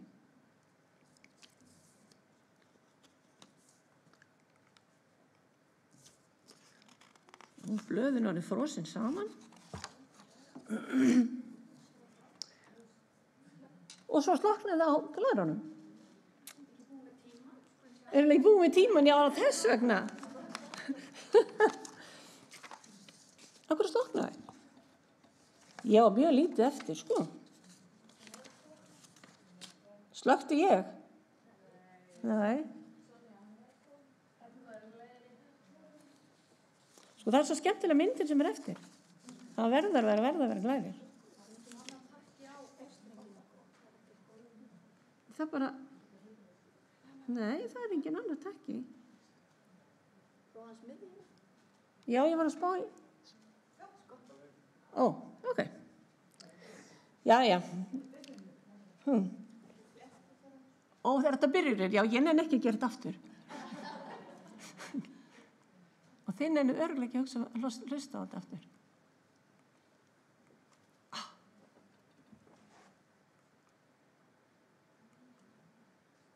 Má ekki gera þetta á hratt.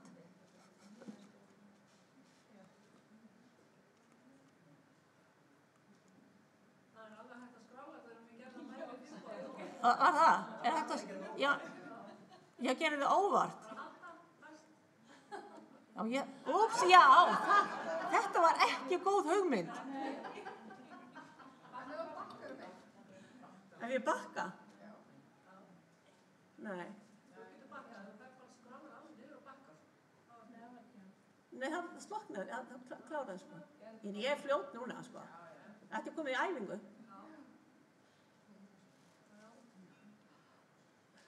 Ég gaman að sjá þetta aftur. Þetta var ég. Hún þolir ekki þessa mynd.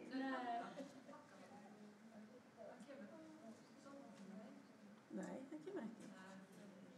Og hérna getur gert alveg hratt. Það er eitthvað eins og eitthvað aðsæðan glæðum. Hægar. Ég held að sé næsta, sko. Yes! Við gátum ekki mista þessu. En nú er komið svona nokkurn veginn að leiða lokum. En þar sem að mér hlotnaðist þessi einstaki heiður að fá þessa nafnbót, prófessor emerita, þá á ég möguleika á að halda áfram tengslu við háskólann, taka kannski að mér stöku verkefni og fylgjast áfram með þróun náms og rannsókna, sérstaklega snúað iðjuþjálfunarfræði hér við skólann. Ég hef líka verið einstaklega lánsöm með samstarfsfólk og ég vil nota þetta tækifæri til að þakka ykkur öllum fyrir samstarfið og samveruna. Og munið að það gleður mig virkilega þegar að leita til mín með einhverju spurningar eða úrlausara efni á þau forsetum að ég hef nú verið hérna svo lengi.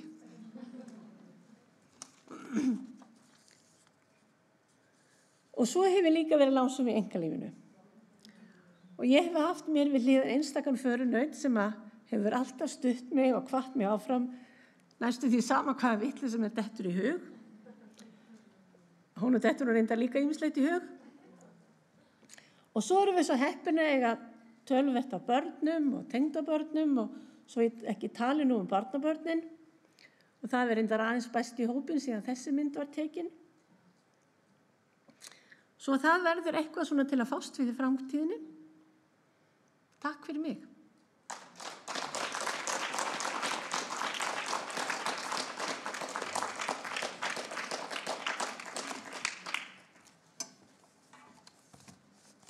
Takk kærlega fyrir, Guðrún. Og bara takk fyrir þitt ómeðtalega framlag til vísindana, til iðjuþjálfafagsins og námsins. Það segja að þú ert mér mjög mikil fyrirmynd og örugglega fyrir aðra líka. En ég verð að segja að ég ætla ekki að vera deildarformaður í 12 ár. Bara séðans. En kannski vinna hérna 23. Já, hver veit. Eru einhver spurningar? Er einhver með kannski eina, tvær spurningar? Eitthvað sem brennur á ykkur?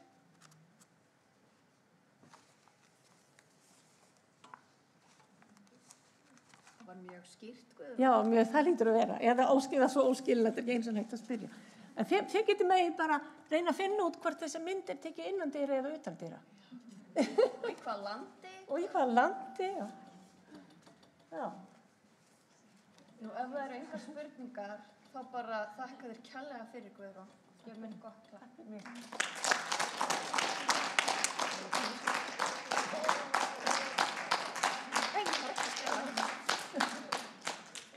Þá ætla ég að biðja Eydísi Sveinbjarnardóttur að Sviss-forseta að koma og segja nokkur orð.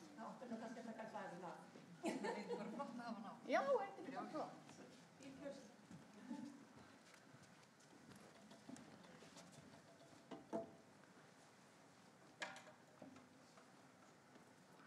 Ég er ekki með skrifaða ræðu og það ætlaði bara að þakka innilega fyrir hennan dag. Við erum búin að ræða hérna hjúkrunarvísindi, Elísabet Hjörleifsdóttir, bara frábært innleggið þitt og það er svo athyglisvert sko að þegar maður talar samskiptin og hjúkrunarstarfið og skjólstæðinga þeirra að því að fræðimenn hafa oft svona tekist á hvaða aðferðafræði er best í meðferðarstarfi. Svo bara erum við að finna út úr því að það er eiginlega ekki sko tegund meðferðar eða sem skiptir mestu máli heldur tengslin við skjólstæðingin og heitir á fagmáli svona Therapeutic Alliance sem þýðir að það er þessi kjarni í samskiptunum sem hefur áhrif á skjólstæðingin en ekki hvort þú notar ham eða einhverja aðra meðferðartækni. Þannig að ég meina að hjúkrunarvísindi hafa verið svona á þessari braut og mér langar svo að biðja að halda áfram í þessari vegferð. Ég veit að þú ert að fara að taka þér vera í doktorsnefndum. Það eru þessi forréttindi sem að gerast með því að verða prófessor og prófessor emeritus er að halda áfram með sína vísindi og rannsóknir. Finnbogi Rútur Þormarsson, þú komst mér sko ekki á óvart. Þetta var alveg frábært sko. Það bara veit enginn sko, ég var með svona leyndar markmið þegar ég byrjaði hérna sem sviðsforseti. Það var að reyna að koma smá grunnvísindum inn á heilbrigðisvísindasvið. Og ég veit auðvitað að Stefán B. og Nanna og þetta fólk sem hefur verið í þessu en sveimir þá ef þú ert ekki bara að verða sko einmitt prófessorinn sem að þú talaður hérna í byrjunin á glærunum þínum að rannsaka heila hérna hvala og síðan hákarlarnir sem þú glemdi nú að segja frá sem eru þarna fyrir austan og það er svolítið skemmtilegt að vera sko komin yfir 70 og vera að draga inn sko doktorsnema og að mynda tengslin við genís og halda áfram að rannsaka sko þar þú ekki í samskiptum, þú ert svona í samskiptum fruma og núna í sumar erum við að setja upp sko heilbrigðisvísindin stöð hér með KP, þarna þessi náttúruvísindastofnunin í borgum og það hefur verið að koma fyrir smásjá og ýmsum tækjum þar því að þar verður sko frumurækt í gangi sem ekki á vegum hérna raunvísindamannanna á borgum heldur raunvísindamanna sem eru hér við heilbrigðisvísindasvið.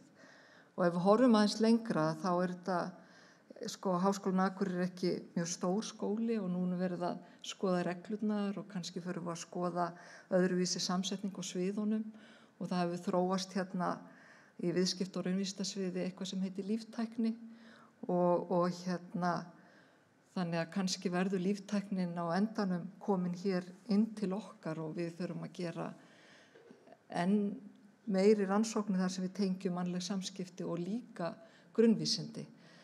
Tíma hafði ég mjög mikið áhuga á streituviðbragðinu sem mikið svona líffræðilegt ferli og ég held að við þurfum að tengja svolítið sko svona eins og trámarannsóknirnar okkar og fleira meira svona lífvísindunum líka. Nú Guðrún Pálmadóttir, þetta nú stórt starf sem þú ert búin að vinna.